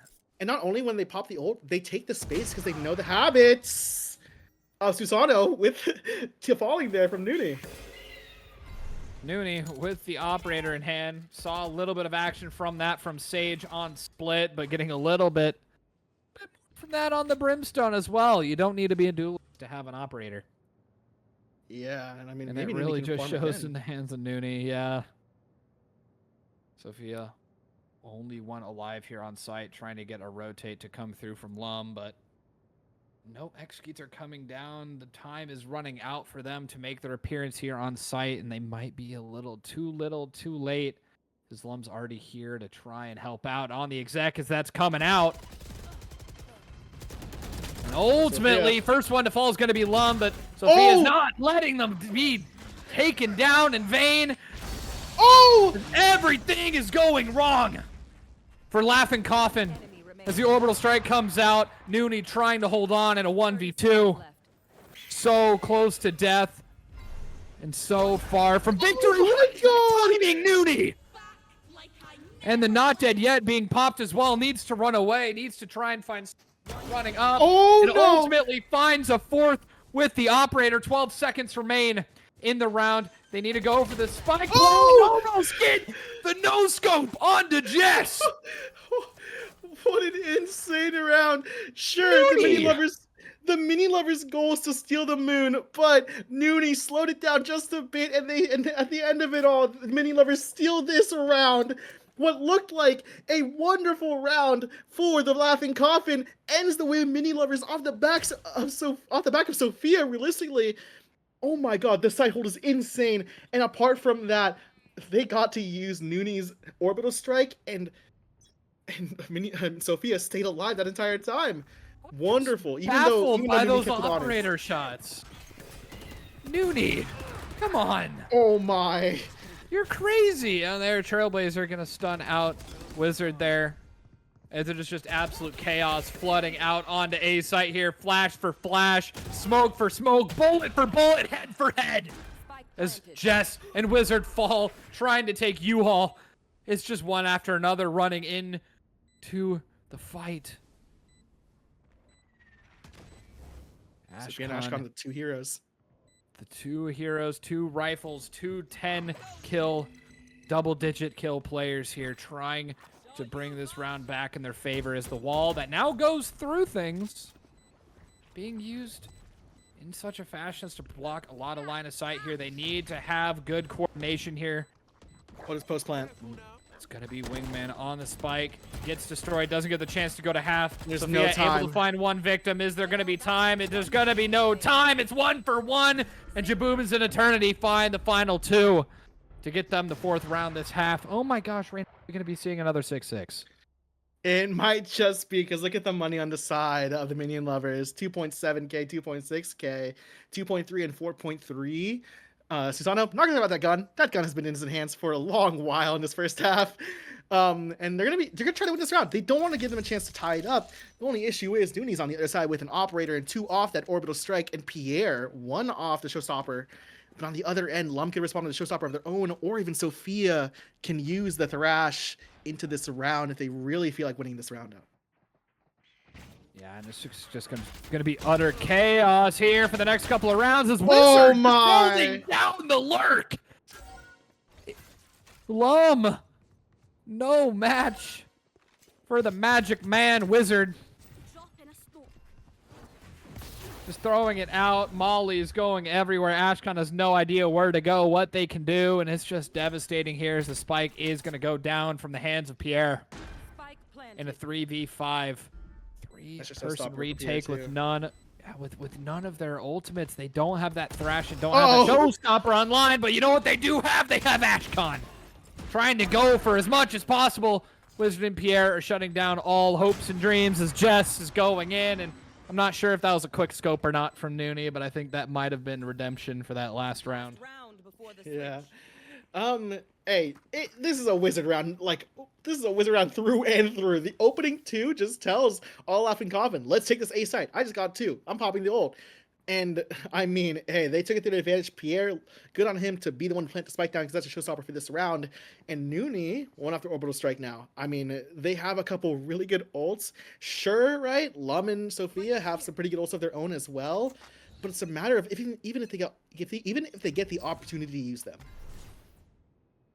Yeah, I mean, this is just chaos. I mean, it's really coming down to these hero plays at this point right now. I mean, the firefights, they go back and forth, they trade 1 for 1, and if one person gets a multi-kill, they're getting 3-4 around, and it's just completely opening it up, and the tables turn so quick. I mean, it could be a 3v3 and you know, with the spike planted and 10 seconds left, and it's still anybody's game at this point. Yeah, and Wizard and Ashkan. up and below each Oh, other. sees the foot On the iPad. There's Jess. There's the smoke coming through for the clean getaway after the opener, needing to mesh everything around, needing to try to find some ground to break into. Susanoo alone here, and Hookah doesn't have anywhere to go. Rendezvous gone, no longer has a TP out, needs to reposition, needs to get some rotates over. And there's the Thrash, and oh, and it's the double there. The Thrash and Showstopper combo coming through. Clearing on a lot of space, but the Showstopper not able to find anything. Oh my. The shots just are not landing. Wizard once again making magic happen, opening up the site as the wall's coming in from Jaboobins. Spike still hasn't been planted. 15 seconds left. They need to get the spike down. They're blocking. Oh, there's a nade that's gonna come in to spawn. It might not be enough time, but the paint shell's just barely in the right area. Thrash, second use expended. Thrash is out of the match. There's the spike cam dart. Is still being used. How are you not watching that? Another 3K for Wizard. Now down to a 3v2. One enemy remaining. Is this just bullet after bullet and trade after trade? Lum, last one standing here. Stinger in hand. Not enough utility, and a great shot for take that one out as well. 6-6 half on bind. Yeah, and I I mean, think that's Street Fighter. I think it is. Okay, I will say the trap was really good for the side of Minion Lovers before that hookah trap, but the issue is Laughing Coffin knew for a fact that Susanoo was in there with a judge. So, as always, the rule is if you see a close quarters gun when you have better weapons, just avoid those as a whole, right? And that's what exactly Laughing Coffin did, and that's how they got the site for free. We're going to swap sides now. It is currently, for anyone that wants to keep track, 2-1 in the pistols in favor of Laughing Coffin. Minion Lovers found their first pistol round of this series, and maybe they get a second one. And also for winning the pistol and the bonus for Minion Lovers, shout out to Laughing Coffin for like climbing back fully to make this a 6-6 half. Yeah, and talking about those pistol rounds here, Minion Lovers need a pistol round. It is going to be a crucial one because they won the first map, and they want to get this over with. They want to be 2-0. They want to go to the grand finals as quick as possible. They don't want to be feeling that, they don't want to be getting tired. They don't want to be getting all, a little out of their headspace, because playing this game for hours on end, it can be exhausting and extremely mentally taxing.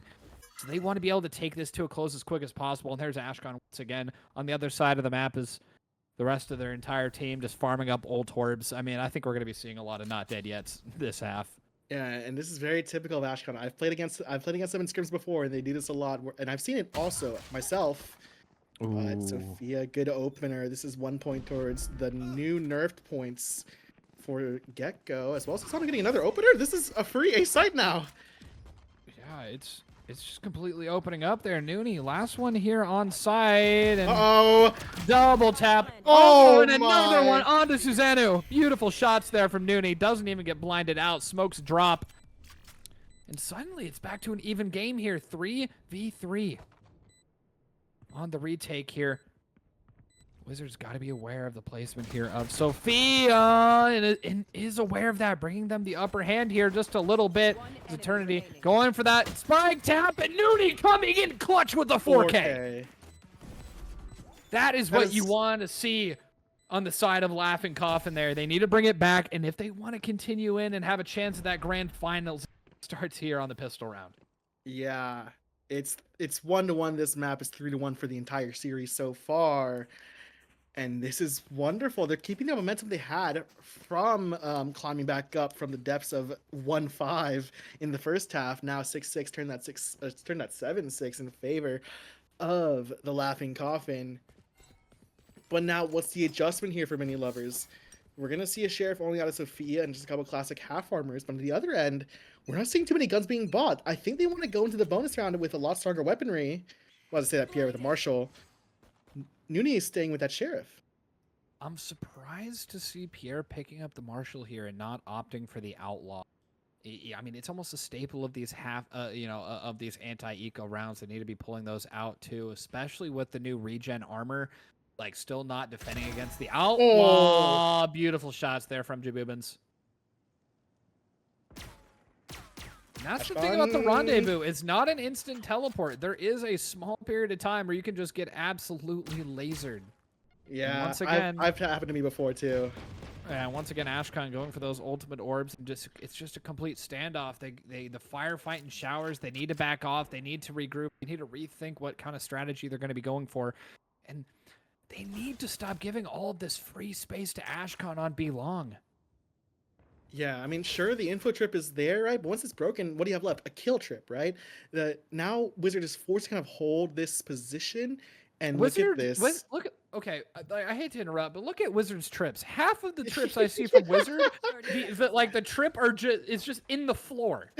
Like, Is it in the floor or in the sky? Like, there's no in between. it's in the floor or on some weird position. It's just.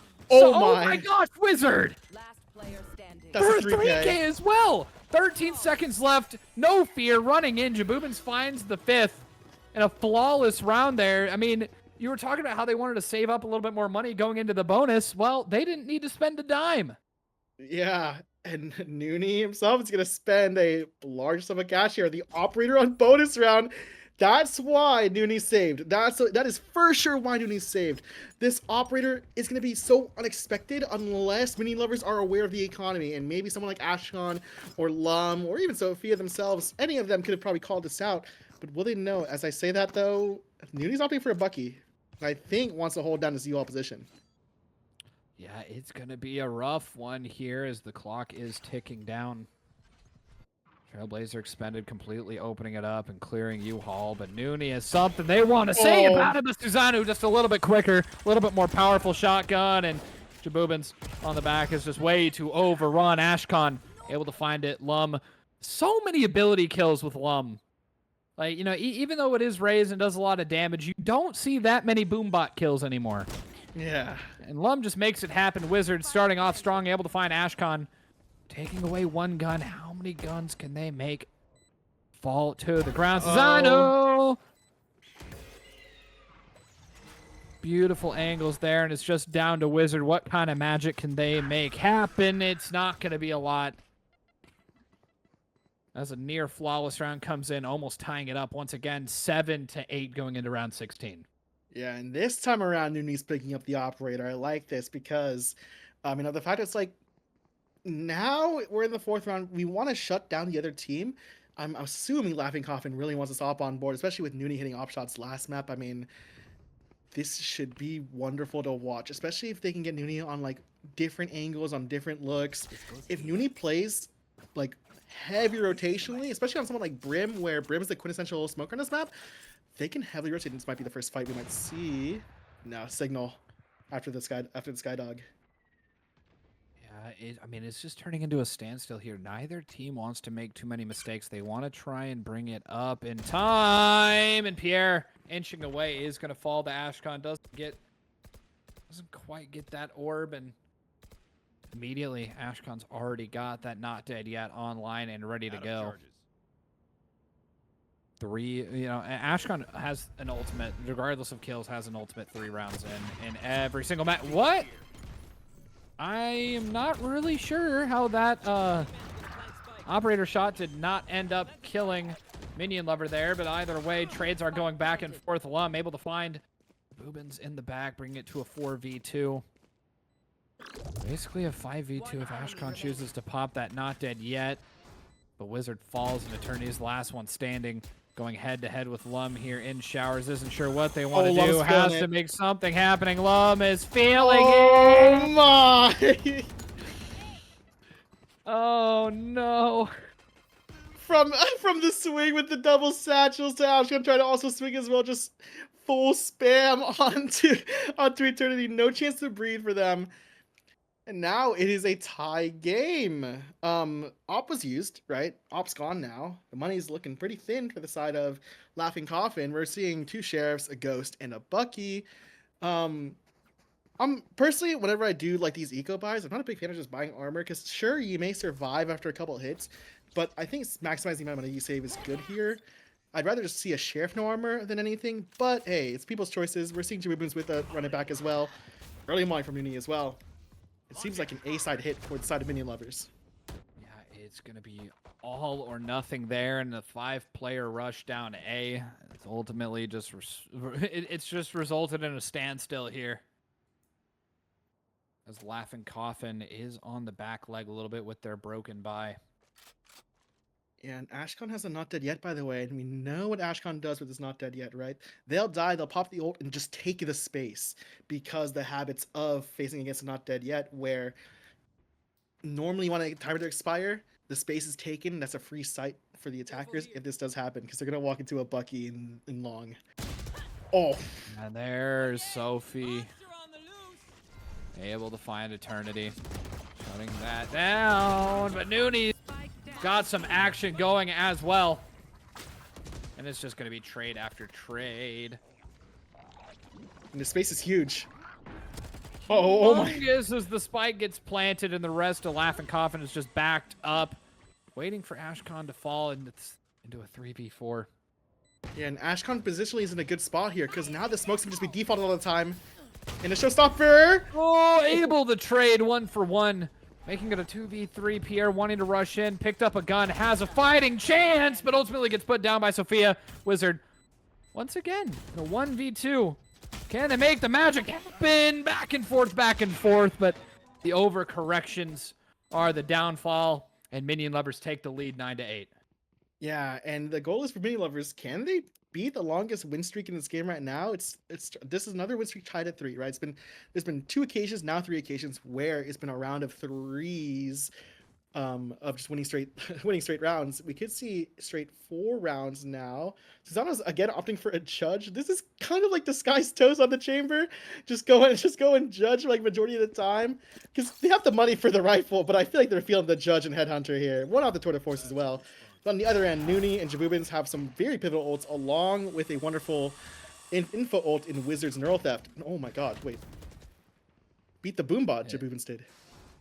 This could be humongous if they're not aware. Sophia backing up as much as possible. And there's the orbital strike coming through. Susanoo barely able to make it out alive with the rendezvous, and they are all running away. They're not wanting to run into that absolute stack of a site. But little do they know, the flanks are coming around. They're chasing them. They're going to go for the pinch here. Ashcon already here on site.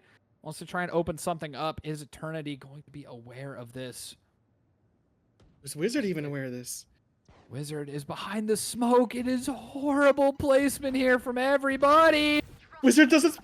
I don't know if Wizard saw that. They didn't. Ashcon ended up being able to find it. Able to find another. Not dead yet. Or sorry, run it back. Has been taken down. Ashcon able to find it. Xanu. It's just a timing fest. One after another. But look who has the 2v1. bomb. 30 seconds Pierre left. has the bomb, the metal ready to go. Pierre able to land 1, bring it down to a 2v2, and there's the showstopper. It's gone. Clutching it out, perfect timing, bringing Minion Luvrs to double digits. Oh my god, if it was just like a second later, I think Pierre wins that round with the showstopper. But with low HP, Ashcon can just spray and pray and hope for something, and the Minion Luvrs are now 3 steps closer to that moon. I mean, they could hit Grand Finals soon. 4 rounds in a row now, and the money on Laughing Coffin is in a weird spot. There's a Bucky, there's a Vandal, there's 2 Sheriffs and low armors. Susanoo can not only farm here, but the rest of the team can farm, right? I mean, you can maybe get Ashcon and ult, or even Sophia and ult as well. It's going to be a tough one here, but Nooney has to Team back Molly. off. Team Molly had to back off. Doesn't last for long. Able to get back up into position there. So smokes are falling. Pierre might be able to make something happen there, but doesn't want to inch too far out of the smoke. Oh my Oh god. my god. Oh my god. They don't see each other! They don't know Oh! each other. Pierre is able to find Loom. And that's bomb! That's the spike! Down A. That's the spike. Able to back off and do whatever they want. Nooney able to. And it is just utter chaos there in your shower. Somebody 2 clip that. rounds in shambles! It is just an absolute drown for Ashcon and Jess. It is just devastating, but Ashcon is not done yet. Able to find Jabubins, taking some chip damage here and there as Jess is down to low HP, and the blind shot's through from Nooney. We're going to finish off Jess, and a beautiful shot takes down Ashkan, almost tying the score up, only 1 round down. This is an insanity of a round. Tear down the momentum, try to bury the hatchet for Laughing Coffin, and in response, Lum's calling the timeout for the Minion Luvrs. They know what happened that round. They're looking to fix it. I like this too. Even when you're up, timeouts are beautiful just because of the fact, like, you want to ice the enemies, right? I mean, I think that's the goal of Minion Luvrs. I think their goal here is just take a deep breath, figure out what you want to do now. Look what you have available. Susanoo has the Tour de Force ready. You could maybe get Sophia's ult online as well. 3 away from that Gecko ult from the Thrash. Or even Ashkan, known as the Orb Farmer of this tourney so far. 2 off that Not Dead Yet. But for the side of Laughing Coffin, they're finding the smallest pockets, the smallest timings, and they take it to their advantage. I mean, shout out to Pierre for that. I'm surprised it took that long before the timings came in too, or before like anyone noticed. Crazy. Yeah, I think this timeout is not only to ice out the enemies, if you're Minion Luvrs, but also to calm things down, because maybe things are getting too antsy now. Yeah, I'm really not sure what they're going to be talking about in that timeout. I mean, these teams have been going back and forth so much on these round wins and losses, and on the economy being stable and unstable. It is just going to be tough for either of these teams to break into a pattern where they're going to be able to take a decisive victory here. I mean, there hasn't been like nearly a single time in the latter half of this map or the previous map where either team has been up more than 2 rounds on the other. I think the smoke is pretty nice too. Forces Pierre to use utility, force Pierre back as well, which is successful here, and that's a free orb now for the side of Minion Luvrs.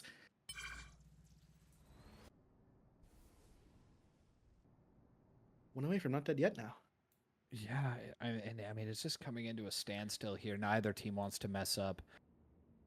The Tour de Force being used to hold down the down flank and hold down some longer positions and save some of that economy, but how much is that going to impact the round? Only time will tell. Yeah, and the exec I think will start soon with these smokes too. They're not looking to fake here, they're looking to commit for the Minion Luvrs. They want this 11th round so bad. I think as the smoke goes down, the exec might start now. Susanoo has a beautiful line too on A, or in short. And a little bit of an execute coming in. There's the follow-up utility, but immediately everything's come to a standstill. Susanoo able to find Pierre, ultimately traded out by Nooney. It is just an absolute brawl. So much util, one after another. Lum trying to go into the back, trying to find it. Wizard caught out. Blastbags going up and down, trading utility back and forth. Jaboob able to find Jess. Oh, this stall. Everything's going no! So bad. 10 seconds left. Eternity able to find Sophia, and everything just has to get traded back and forth. Only 4 seconds left remaining. They have to fall back. They have to save and try to keep some of their economy going into the next. Welcome to round 21. Both teams in double digits. Yeah, and looking for more econ damage. Sure, Susanoo may recover a Phantom here and keep it for this following round, but oh my! The stall out of the Laughing Coffin is too good, and taking down the spike when Sophia was trying to run to the TP is even better. And honestly, if they ran towards B, there were some trips in the way too. It would have been such a close round to even get that bomb down. Wonderfully played out of the Laughing Coffin, and now it's a tie game. They're still trying this boost, by the way. How did it work this time? Oh, there it goes. Nooney is up on the truck. It's going to be a great angle there. And once again, Ashkan just all on their lonesome going up into hookah. As the teams are going out, are they aware that Nooney is up at the top? And aware, but not quite ready enough. Susanoo able to find it. Pierre with a beautiful flank, able to bring that one back, but ultimately traded out by Sophia. Eternity and Nooney still holding down the line to 2v4. Ashkan does have the Not Dead Yet ready to be used, should they require it or want it. Yeah, and Sophia also has a Thrash off in 1 too, if they get bombed down, or die, or get a kill. Yeah, I mean, only time will tell. I mean, it's really just coming down to pick after pick and bring it to a standstill, but they don't want to make the same mistake they did last time of not having enough time. Dizzy flying out. Almost saying a clear enough passage, but Nooney is just ready for it. It's a false sense of security with the Dizzy too, that's why. And Nooney knew it and wanted to get back 30 at it. seconds And left. Sophia, last one Oh. there. And oh my gosh, through the smoke, Nooney! This is like a la Kenny S. Oh my. Nooney on the operator. It's like life, death, and taxes. Take out the death. It's Nooney with an operator, the angel of death so far. Oh my, what a round. 11 to 10. What was originally the advantage for the Minion Lovers is now one round up for Laughing Coffin. This is such a close game, and now Minion Lover don't want to give them a chance to get 12 rounds because look, it's Bulldogs and Rifles on the board, and sure, there's a Thrash and not dead yet available, but on the other side, there's pretty good ults too. There's the first contact being taken. Pierre not wanting to lose that gunfight and open up showers. Backing off, playing a little bit more reserved.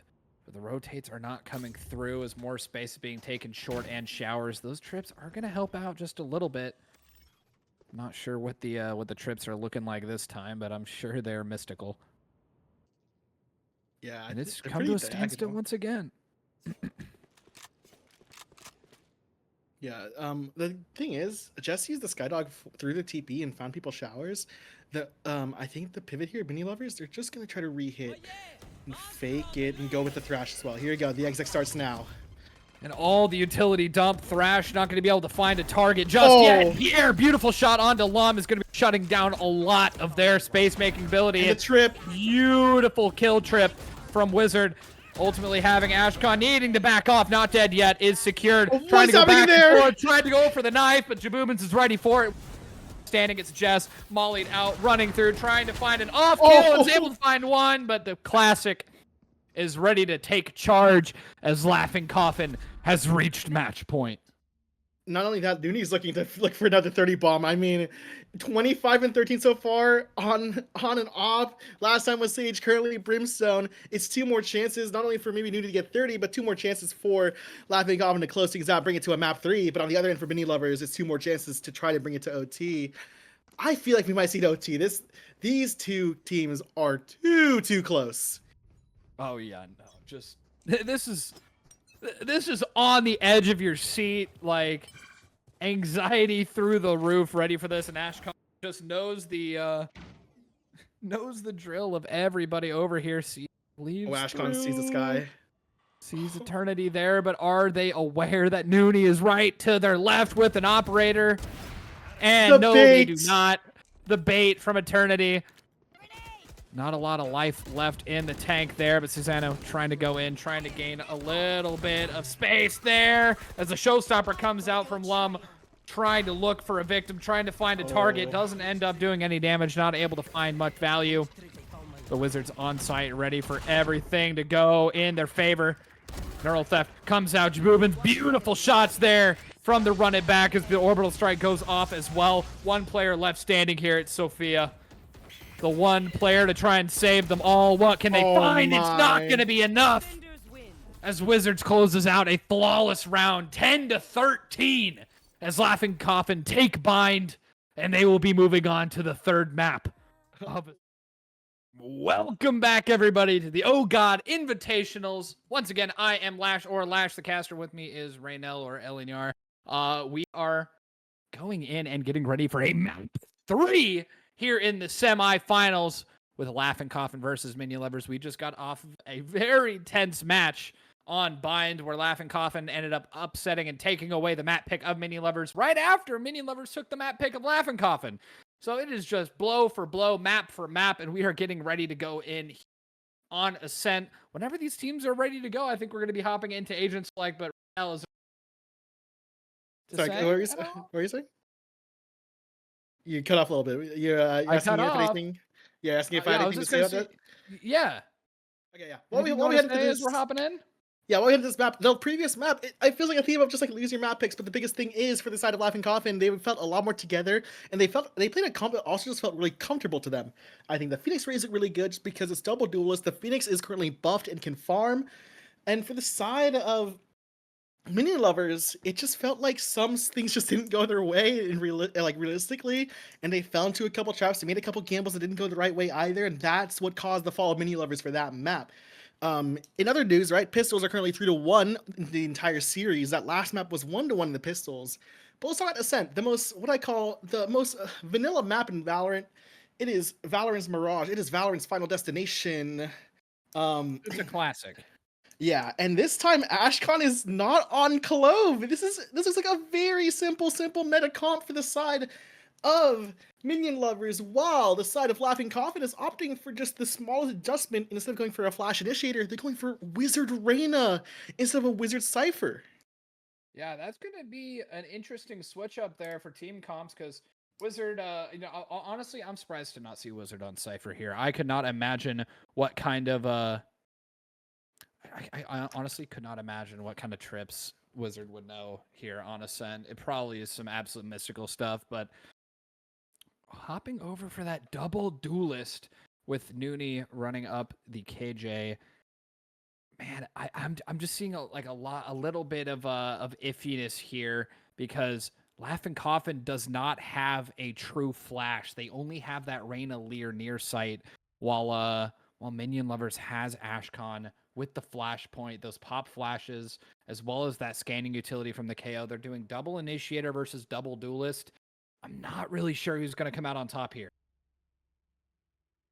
Yeah, I'm not sure either because normally in this type of situation, I'd favor just this very default comp from the side of Minion Lovers. But then again, we are in the Ohgawd Invitational, and anything can happen. We've seen so many strange comps, right? From Racing on Sunset to I think it was like a ISO Yoru on Haven. Even though that was prevalent in Fnatic last year, it's a lot of a different. It's like this is just a similar like look to high level Valorant, and it's the biggest question mark because can Minion Lovers play a meta comp at a high level? Because then if it goes their way, it's gonna be a matter of the individuals on side of Laughing Coffin. Oh my god, Jabubin's hit that skill jump so you can easy. still do that?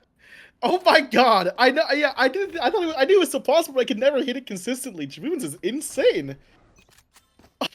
And then immediately shown up there by Pierre. Just going in. It's a very, very slow start. No default utility being thrown out. Oh, and dual discons.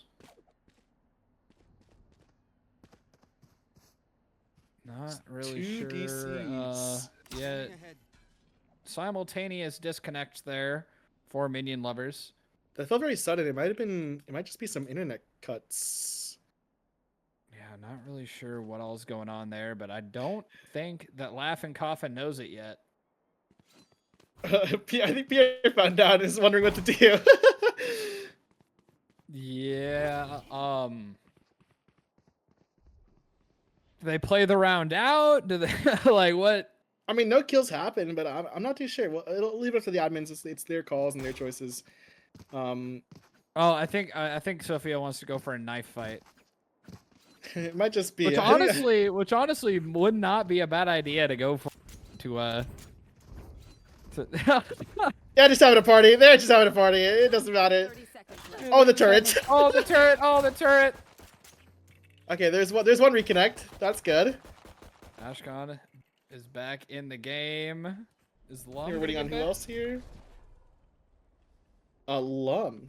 Yeah, it must have been just a sudden internet cut because that happened too fast. All right, I think the production and admins have come to a consensus here that we are going to be restarting the game, because of the internet issues. So everyone's getting backed out. Everything is getting reset and redone. So yeah. Yeah. Well, thank you for it's a everyone party being in patient. mid. You know, It's yeah, a party in mid. Thanks everyone for being patient. You know, the biggest thing at Oh, the I end of think all the this, rollback like, happened. Yeah, there's the rollback. the biggest thing, right, is this is a charity event. We're here to have fun, but you know, we need to make sure that everyone has a chance to be able to play the video game. And I don't know who to follow. I think we actually might need to we might need to back out. No. I mean, it's okay. We can pivot. I think our observer might have accidentally gotten. Did our server disappear? I think our observer might have disappeared from the match.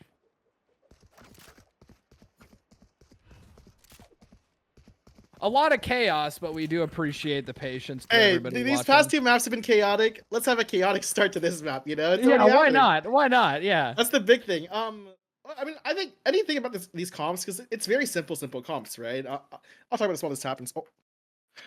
Oh, Oh, oh, oh, oh. Discons back and forth. I think I'm ultimately. going for a full restart. Yeah, I think going for a full restart. Yep. Okay. All right, what's about these comps, right? I almost logged out.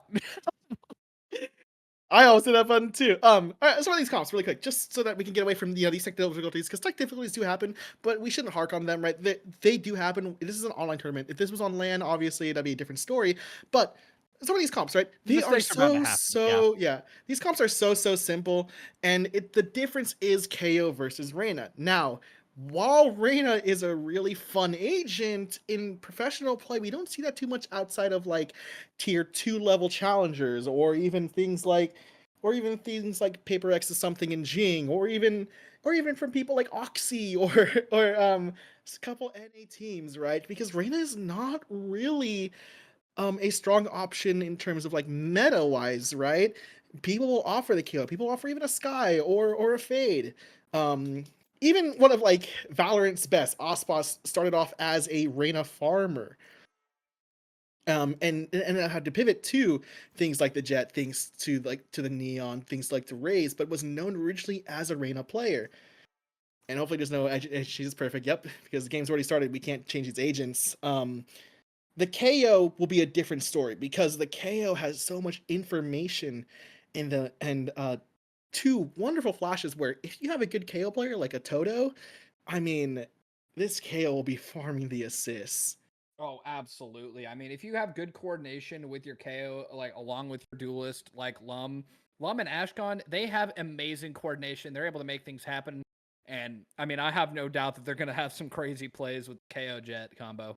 Yeah, not only Lum and Ashcon and Susanna too. I mean, if you've seen C9's like Instagram Reel or TikToks, whichever one you follow, or even YouTube Shorts, C9 talked about this combo where you throw your dart out in a flash. So when people look at the dart, they'll either look at it and get blinded, or they have to look away and get scanned. And no matter what, it's a lose-lose situation.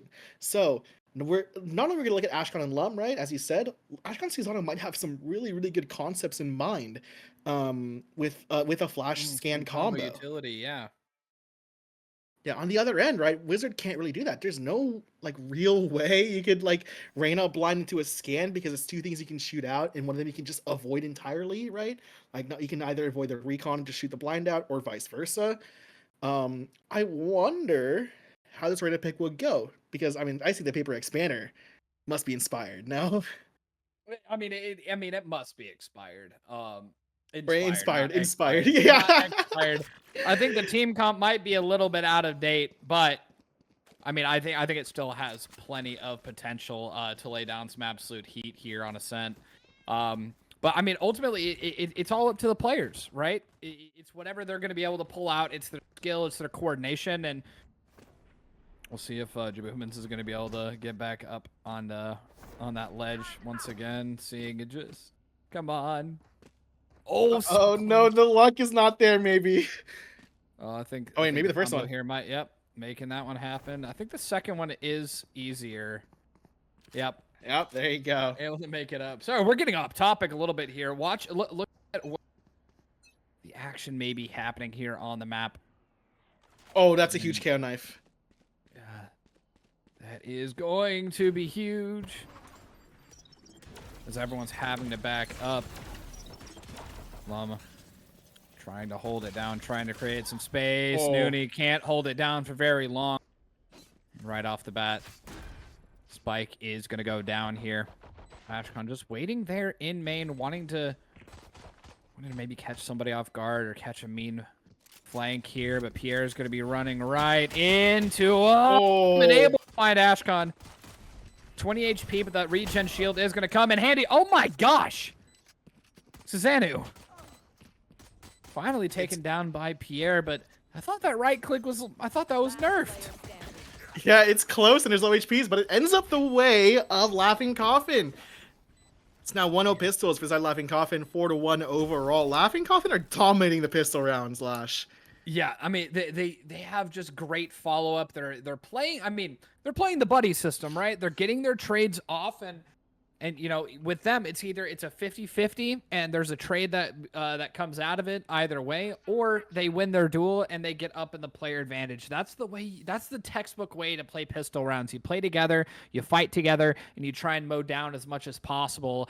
And we're seeing that right with Laughing Coffin every single pistol round. I think they've only lost one pistol round the entire they series. lost one pistol, but I also want to say they're granting your wish. Look at 2 outlaws, Noonie and Wizard. Yeah, I mean, I was talking about it. I mean, the staple of a lot of anti-eco rounds now is the outlaw missing first shot, wanting to back up, but that's the thing with the outlaw. Oh my! There's 2 shots in the tank, able to find a second. Just, oh my gosh, Susanoo trying to go around, and beautiful taps from Pierre. Concludes a flawless round for Laughing Coffin, but Minion Lovers, they got the eco now. They can buy up. It's a lot more even of a match, and I think they know that they all have to buy up full shield or they're going to get put down by those outlaws. Yeah, that tells you might need to sacrifice some utility for those full shields. But also the big thing is, this is a flawless round, and the side of Laughing Coffin, they had 2 rifles, 2 outlaws. If Jabubins dies with the Spectre, that's okay. But if anyone else dies there, they're losing out on really, really strong weaponry into this bonus round. And this bonus round is going to be so tough for Minion Lovers because of these outlaws, because of the Vandal, and because of that Bulldog. Yeah, and there's the outlaw doing some damage there. And I mean, look at that right off the bat.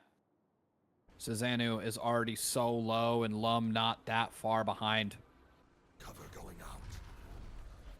The owl drone finally running out of time, and they're like, yeah, I don't really want to run into that, backing off, but Pierre is so far up, and there's the spike. Down B. Lum having to drop a smoke, having to dash across. Oh my gosh, it's going to be a knife out. Oh, and Pierre falls. Ashkan taking that out. It is just, I mean, it's just coming down to microseconds here as Jess now aware that somebody is just right around the corner trying to do some damage here, and Jabubins is going to be able to find Jess. Oh, the nade. Owl drone out. Oh, needing to dodge it.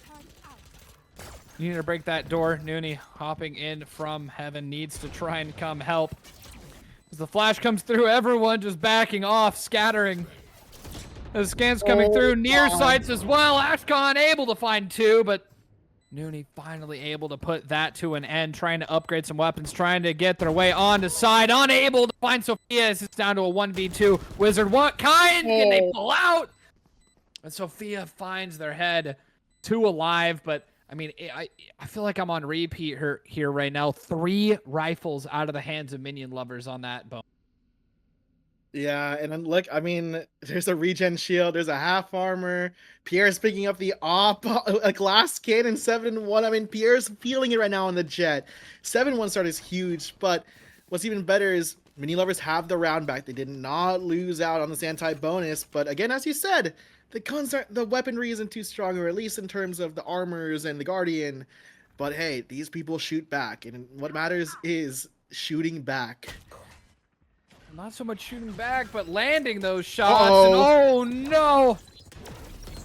The teleport, I think it took away a charge, but the teleport didn't go through. Yeah, it's because of the suppression. Oh, Pierre. That is just devastating. Oh, but it my. might have been an outplay as Pierre's able to find a 3rd before getting taken by that paranoia. 1 bullet left in the chamber. Susanoo going up, and the quick scope is not there. Noonie aware that someone's right there. Oh, Wizard peeked out, knows it's right there, right around the corner. Noonie's gonna find their head. Bring it 3-1 going into round 5 here. Doesn't seem close, but it really is. Yeah, sure, it's a 3-1 scoreline so far, but as you said, these rounds are neck and neck. I mean, what is it? 3v3 in the pistol. I don't think the second round was a flawless, if I recall, but then the bonus round for Laughing Coffin was a close round. didn't go their way, but even then, the money situation was too tight for Minion Lovers, and that's why they won that following round. Op recovered, Bladestorm available as well, but on the other side, Ashcon has a null command up and ready, but I don't think they'll use it this round unless they get a couple opening picks and some guns recovered. Yeah, I mean, it's going to be so suppressive there, and especially going to be useful if Pierre goes for the Blade Storm there. Wizard ready for it, finds a second as the suppression is going to be running down. The flash comes out. Pierre, shots not landing, having to back up. 10 HP remaining, and there's the flash in the head taken off Ashcon as the rest of the Minion Lovers fall one after another for a flawless. That was chaotic right now. That was just chaotic. It's chaotic, but in like the smallest things happened. There's the timeout that I'm looking for. I think this is big just because normally this would be a pretty neck and neck game, but all of a sudden this timeout comes in, and I think the big thing is right now we're heading into a gun round. This is a pivotal round. This will figure out kind of who's gonna win this half, and sure, so far it is in favor of Laughing Coffin. But remember, last time there was a timeout, I'm pretty sure, or last time it reached this first half of the first half, it was a climb back 6-6. So what is in the minds of Ashcon and Minion Lovers? Is it how are they gonna use this null command? Are they gonna try to farm Sano the Hunter's Fury? Do they want to get Jess's lockdown available? But on the other end, Pierre and Wizard, 11-2 on Pierre, 5-1 on Wizard. The duelists are dueling, and they are so confident right now.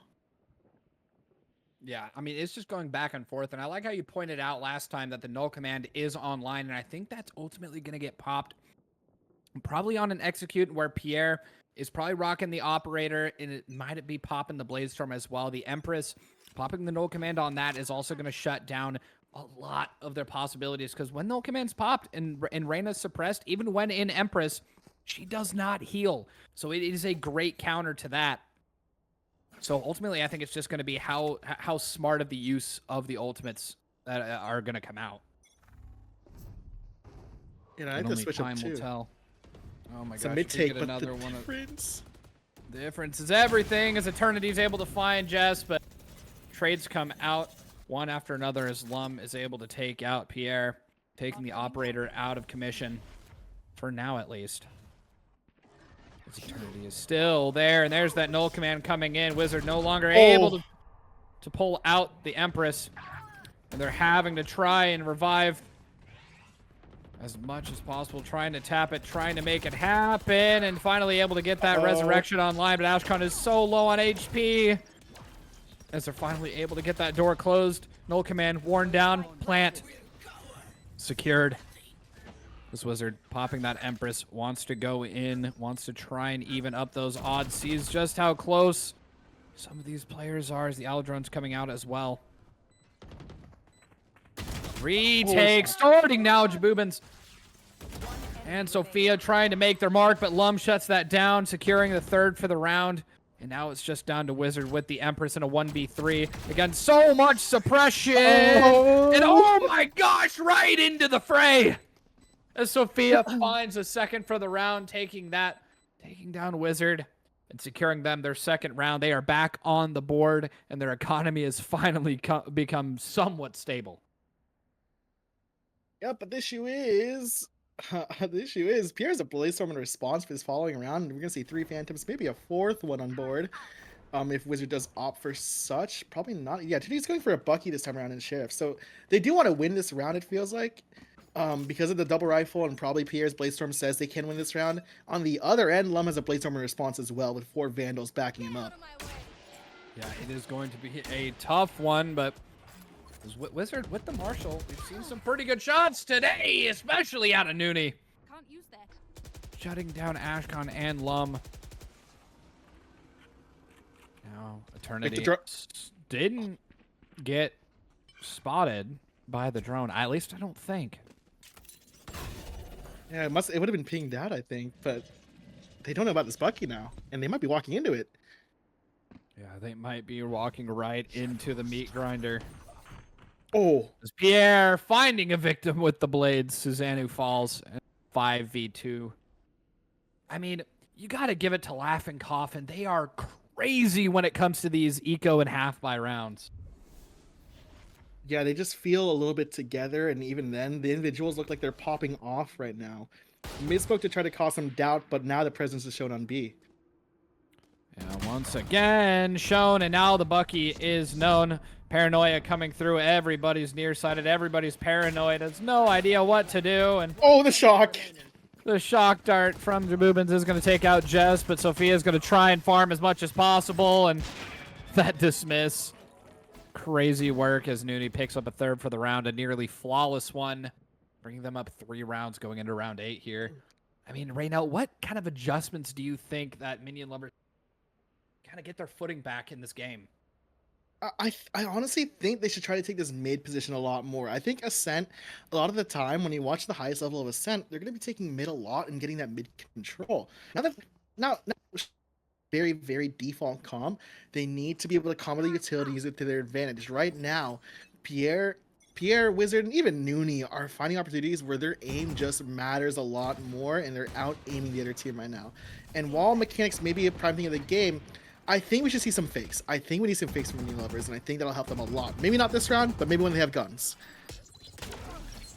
Yeah, I mean, it's going to be a tough one, really, and Wizard holding down this line here on A main. I think you're right. I think they need to be comboing some more utility. I mean, every bit of utility we've seen has just been them trying to get information about places they're going, not trying to fake any utility, not trying to fake any presence, and really allowing for really, really quick rotates and quick responses as Eternity barely escapes out of there Cover going out. with the shadow step. And there's so many pings coming out from Minion Luvrs. They have no idea where the rest of Laugh and Coffin is, and they are all just stuck completely in A main and A lobby. They And this really high-low don't have setup? any other choice. Yeah, they really don't have any other choice but to execute onto A. Right into the high-low setup of Pierre and 30 Wizard. seconds left. Oh, and this blind might stall so much too. Yeah, I mean, it's all about time right now because they don't have any map control other than A main and A lobby here. And there's only 20 seconds left in the round. The sprays can come through. The delays are coming through. Finally, an execute is coming off of the top. Oh, and Some space is being made, but only 9 seconds left as the Hunter's Fury ends out, and Lum's able to secure the kill onto They put the Jabubins, spike! but there's 2 seconds left. Nobody planted the spike! Oh, that is just a devastating loss by Timer. yeah, because this exit looked so pretty, I think. Like, getting Lum deep to take out the Silva was pretty good too. But I think Pierre and Wizard on the side held things down. At the end of it all, it was Pierre to take the. I'm assuming it's Pierre to take down the person carrying the spike. And with people too deep into A to try to come back and take that spike down, it feels like the side hold just won them that round. And Pierre's back on the operator, 13-4 so far. Pierre's looking for a grand finals, and so is the Laughing Coffin right now. Yeah, but really it comes down to these next couple of rounds here. Every map before we've seen a tie. 6-6 here. 6-6 at the half. You should Right off the run. bat, Laugh and Coffin is so far ahead going into round 9. It's 6-2. It's lockdown. Finally being used in a counter lockdown as well to try and delay as much as possible. Wizard trying to go for a little bit of chip damage over there, and there's the From the Shadows coming through with the defending Killjoy ultimate finally being popped, only able to secure one. Spike Pierre planted. up on the top trying to find a sneaky kill over and able to find Jess. And Nooney inside of A Oh. main here, unable to find Susanoo. And now a bunch of question marks have just popped up all over the place. 4v3. Eternity needs to find Susanoo here, needs to find an opening, needs to find an equalizer, but no, not enough space is being taken. Paranoia sent out. Lum able to find Pierre, and just everyone in the back. It was just a mow down. Beautiful response there by Minion Luvrs to secure that round. And get them just one step closer to tying up at the half. One more. Yeah, it's a 1-9 loss bonus, but the money is still pretty decent enough to buy rifles here in full armors for the side of the Laughing Coffin. But on the other side, Mini Lovers now need to start building this economy up. Sure, there's like 3 rounds left in the rest of this game, but I mean, you need to have some security for the rest of this half if you even want to bring it to 6-6. Because remember, if rounds lost, guaranteed 7-5 at least the minimum.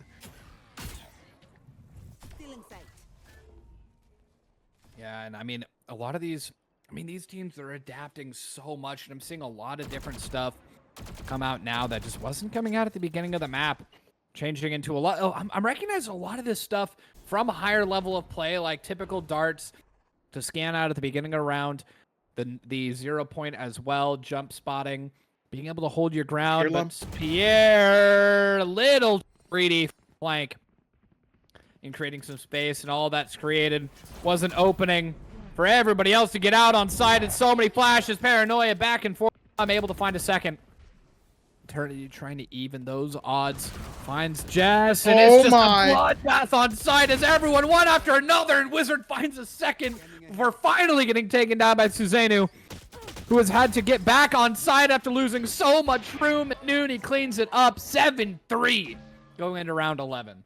Yeah, and Sophia may have money, but the rest of the team is not looking too strong money-wise. I mean, I think you have one more round in you before Minion Lovers are really, really low on cash, right? Sophia can probably drop someone a rifle full, and I think they can try to win out this round. But other than that, beautiful play, not only on Wizard, but also just like on how Lum got that opener. Sure, Lum got the opener, but Wizard, I think, just playing Reyna gives you a sense of like, I need to make my own play because I know I can get out and do things, and Wizard did exactly just that. The dismiss was beautiful to watch, and that separates just players who play Reyna just to shoot heads to players who actually play Reyna and actually have a sense of the game and how to run around, right? The movement on Wizard is amazing, and this is separate from Cypher, because the Wizard going from Cypher to Reyna, I don't know about you, Lash, that's a stark difference in agent play styles. Oh yeah, absolutely. And being able to adapt like that and immediately, I mean, they're second on the leaderboard, and I don't think anybody could say that, you know, they're not playing Reyna the way Reyna is supposed to be playing. Fragging out, getting picks, getting out, creating a bunch of question marks around the map.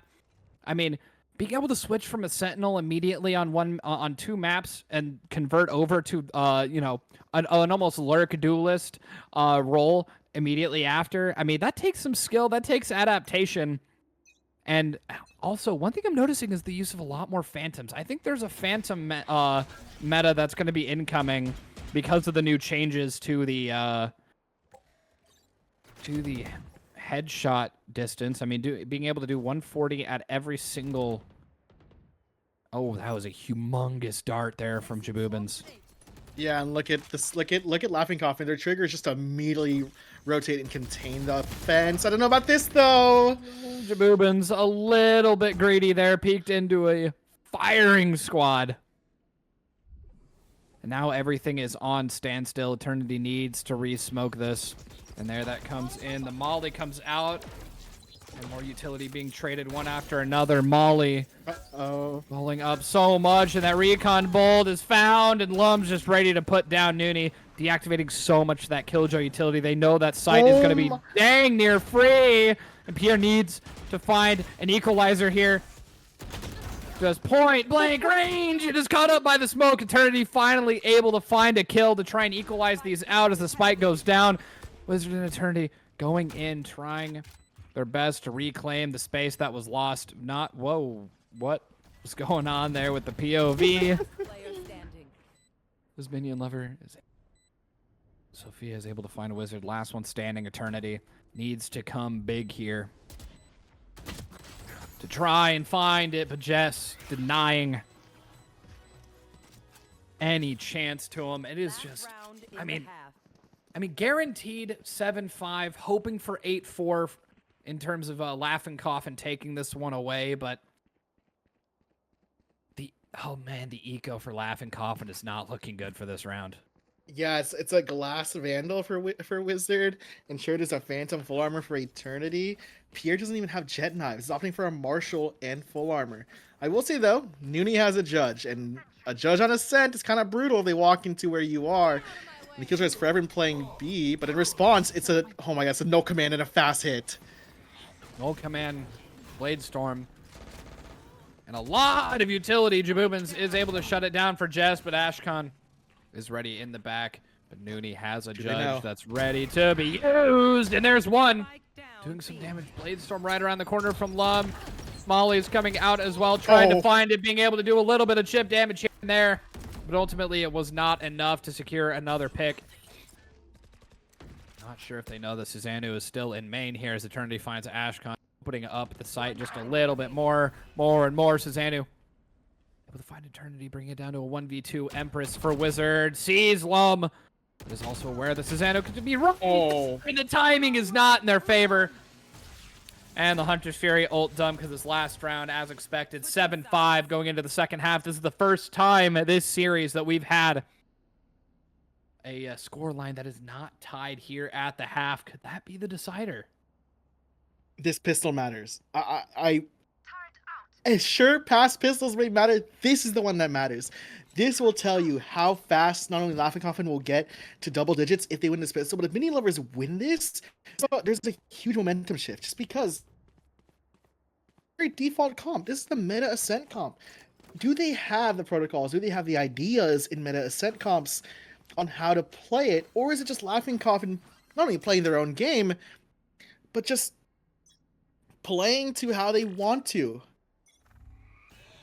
Yeah, and that's really what it comes down to. And there's that ultra aggression there. Big dart coming in from Susanoo, but some chip damage coming out. That regen shield is going to come in very clutch. And the spam, ultimately, Pierre is going to end up winning that duel. Sophia wanting to break that door, but ultimately needs to wait for some reinforcements to come in. I think Ashcon knows that Eternity is right there, ready and waiting. And beautiful Molly there is going to be able to punish that. 50 HP left in Ashcon, and it's just a lot ticking down one after another. Wizard falls.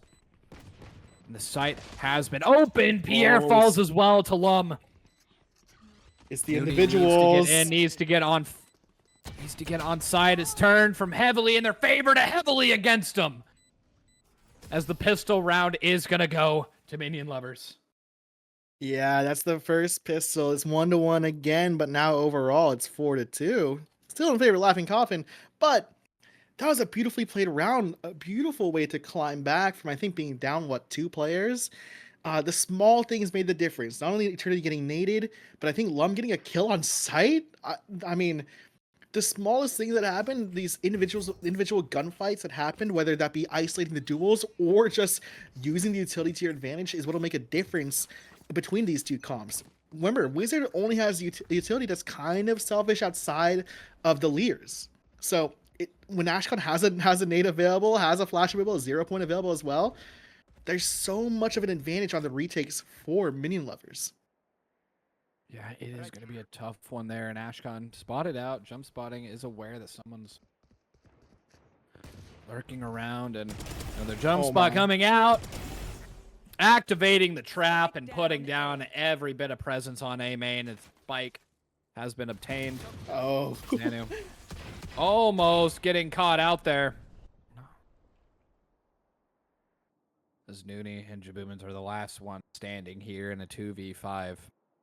They have sheriffs. They have means of winning this round, but it's just going to be... It's going to be up to their individual gunfights here right now. Yeah, the issue is, though, bombs down A main. So I think on the side of Laughing Coffin, they're just looking to find some openers, or at least find some picks to get some guns off. But Susana's playing this really right. You know, got shot at, ran away immediately. This is perfect. If Mini Luvrs can get them to just save these pistols, that would be brutal for the following round. It might just be a guaranteed bonus if they just get them to save these pistols. It's not going to be fun. Ashcon able to find Noonie, unaware of where Jaboomans is up until the presence has been made known to all. I guess the question is, which angle are they going to be guarding? Where are they going to be going? The suppression taking Jaboomans needs to look for a fight. Only 50 HP left. Needs to look for a fight. Doesn't want to have to save, but ultimately isn't going to be given much choice in the matter. No. Devastating eco loss there for Jaboomans. Yeah, it's only 1k on the loss bonus, so now Jaboomans left alone with a sheriff. And this bonus is going to be so 50-50 now, just because you lost the ability to maybe purchase a rifle, right? 2,800, just 100 off. And also half armor. Okay, Stinger's, sure, Stinger's okay. I enjoyed the sheriff a lot more, but I think the Stinger, if you just rush in how you did on Phoenix, I mean, sure, do what you want to, right? Regen shield and Pierre though, and a Vandal. And I think we're looking to farm Ashcon for these orbs. 6 out of 8 on that null command. Yeah, I mean, getting that null command up Uh-oh. and going is going to be critical there. And Pierre getting spotted out. That regen shield is going to come in nice and handy there. Ashcon peeking out, waiting for somebody to push in and try and make a hero play. Might end up getting pushed down here.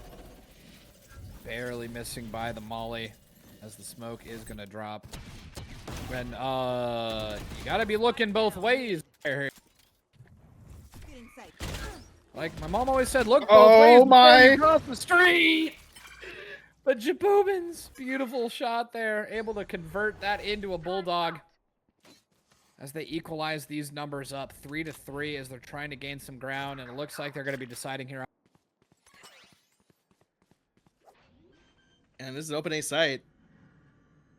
Plant goes down, and now it's just down to Minion Luvrs to try and bring this round back. I mean, there have been some weapons that have been converted around. I mean, I don't know, it's not going to be a fun one. Yeah, if I'm Jess here, I'm looking to just cause some chaos with the Spectre for sure. And it's already starting here too. Breaking the door. Maybe allow Susano and Sophia to activate their Vandals and Guardians. Yeah, the dart coming through, not going to scan, but nobody's going to fall but Jess. Oh, wait. Xanu going humongous. Wizard, last one standing here. A 1v1 Has to stick. against Xanu. Has to stick, but ultimately I don't think doesn't there's have enough time. I don't think enough. No, there's not. As they maintain the lead 8-7 going into round 16. Yeah, but even in the eco's really bad. Look at the buys on the side of Laughing Coffin. There's some half armors on the board. Yeah, there's some half armors. There's only a Phantom on Eternity. Oh, never mind. Shambles. Yeah, and I think Lum's aware of it. Look at this Outlaw purchase. This Outlaw might farm. And not might. It will unless these Sheriff shots come in. Or Stinger shots. Hey, I'll eat my words, I guess. Hey, if there's something Lum knows how to do, it's farm with snipers. I mean, we've seen Lum with the Marshall. I can only imagine the success with an Outlaw. Yeah, but Lum's on a lot of these angles. Coming out, trying to push back as much as possible. Susanu falls. Wizard is all the way out on site with the judge. Has Empress available, and so is Pierre. Clearing out site, clearing so much space. As everyone's just running back to site. I mean, they have everything under control, but the null command is online for Ashcon. Oh, that's a massive fight. Huge, able to take so much space. Now everyone's just cornered here on site, has to watch every single angle. These close range guns are going to do a lot of damage. Ready for it. Oh my gosh, running right into the crosshair. As they're just able to farm, and it's a bloodbath. Okay, that was a good cleanup.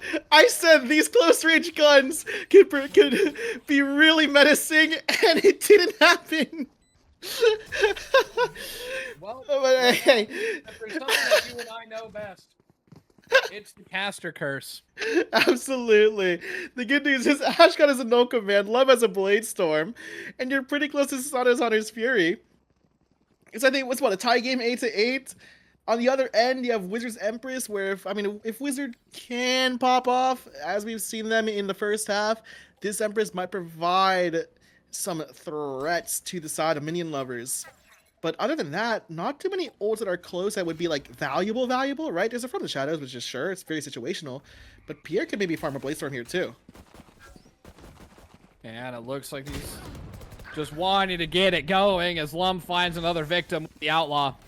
Mr. Boobins is going to be able to make that trade happen, and Susanu has to run back, retreat on site, can't get another before falling. Ashcon falls as well, giving a third to Jabubins as 2 players are left standing. Jess and Sophia.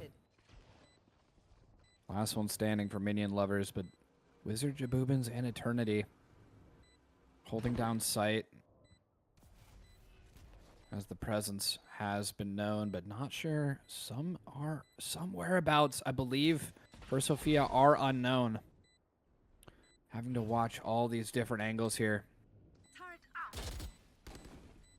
Turret comes out as well. It is just an absolute standstill as they are able to scan out Sophia. Now they know that both players are right there waiting.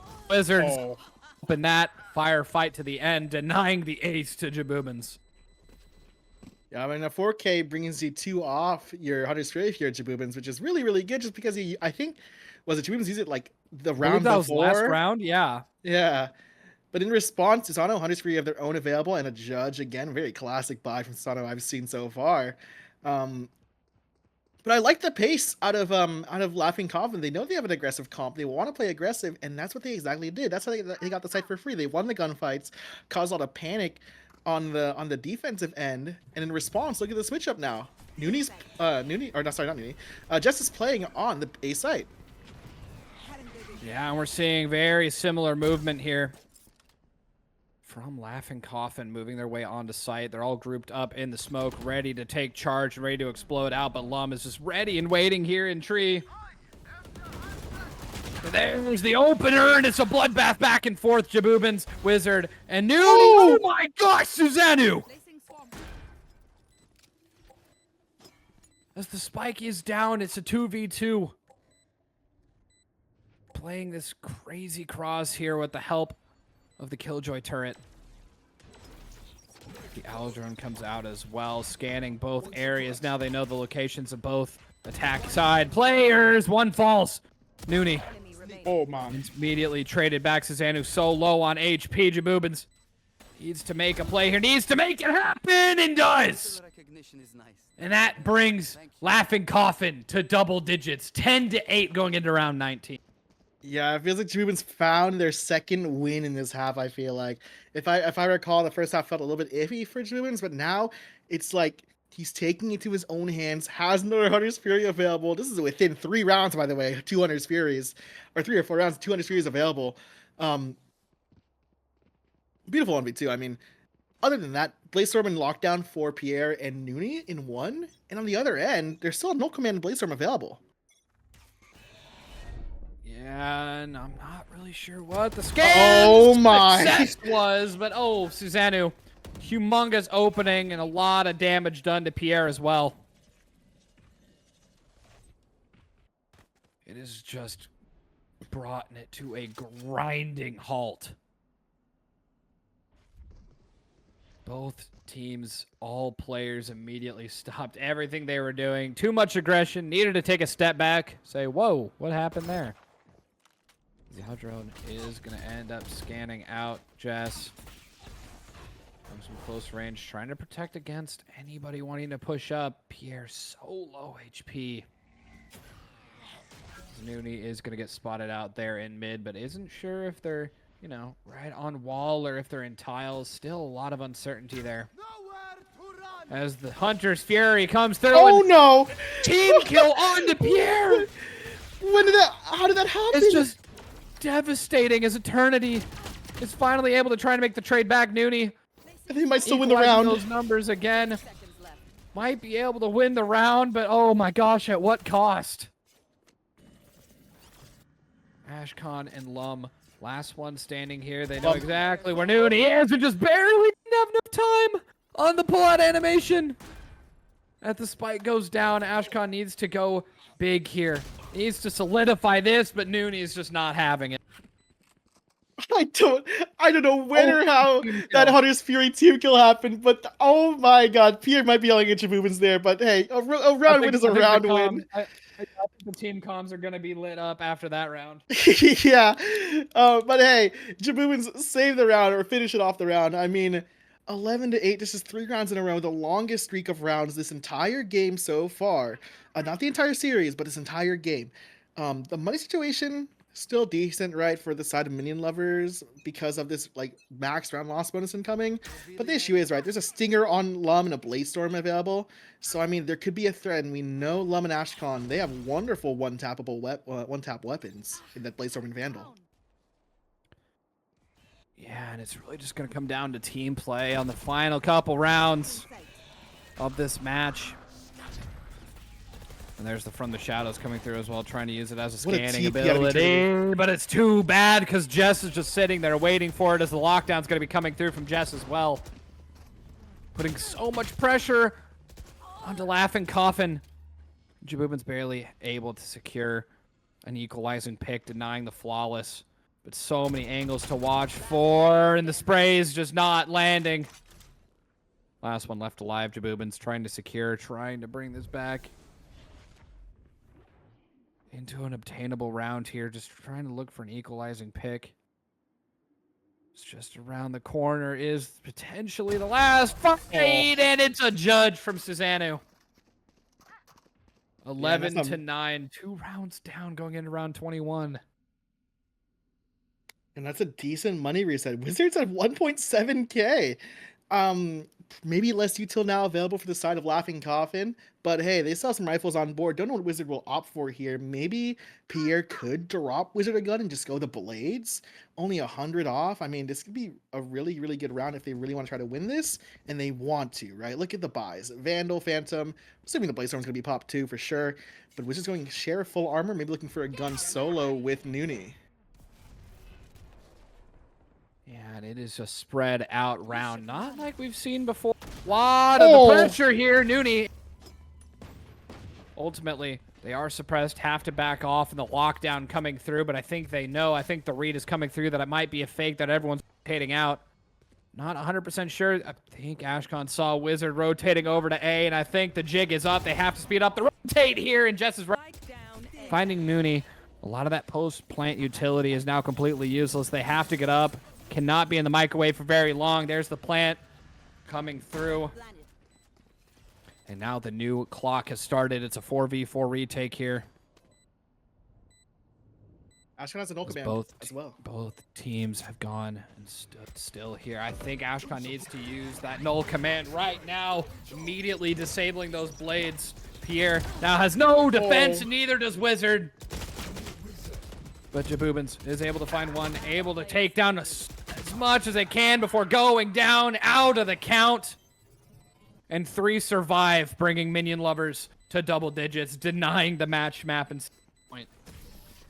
Yeah, Ashcon's playing this KO kind of like how they did the Clove, right? Except, you know, obviously if the rest comes in, keeps going forward, just pops an Ohgawd, full unrivaled confidence goes in as well. Ashcon is playing a similar playstyle on a different Asian, and it's working so well. They're finally trying to get the streak of 2, maybe 3 rounds now, and on the money side for Laughing Coffin, it's a bunch of half armors. It's 2 Vandals and a Phantom. Never mind, it's a Phantom and a Vandal, some Sheriffs and a Bucky. They're looking to win this round out for sure, but how do you do that, right? Do you take mid control? Do you take just be really fast again like you did before? And I think it's just a mid hit. Yeah, I mean, a classic mid hit going. I mean, they're kind of on an eco here, so they want to try and get as much bang for their buck as possible. They want to take these closer range engagements and closer range fights, and Jabubins is just ready for it. Taking down Susanoo, taking down the turret. They now know that Killjoy, they know that Jess is on site here.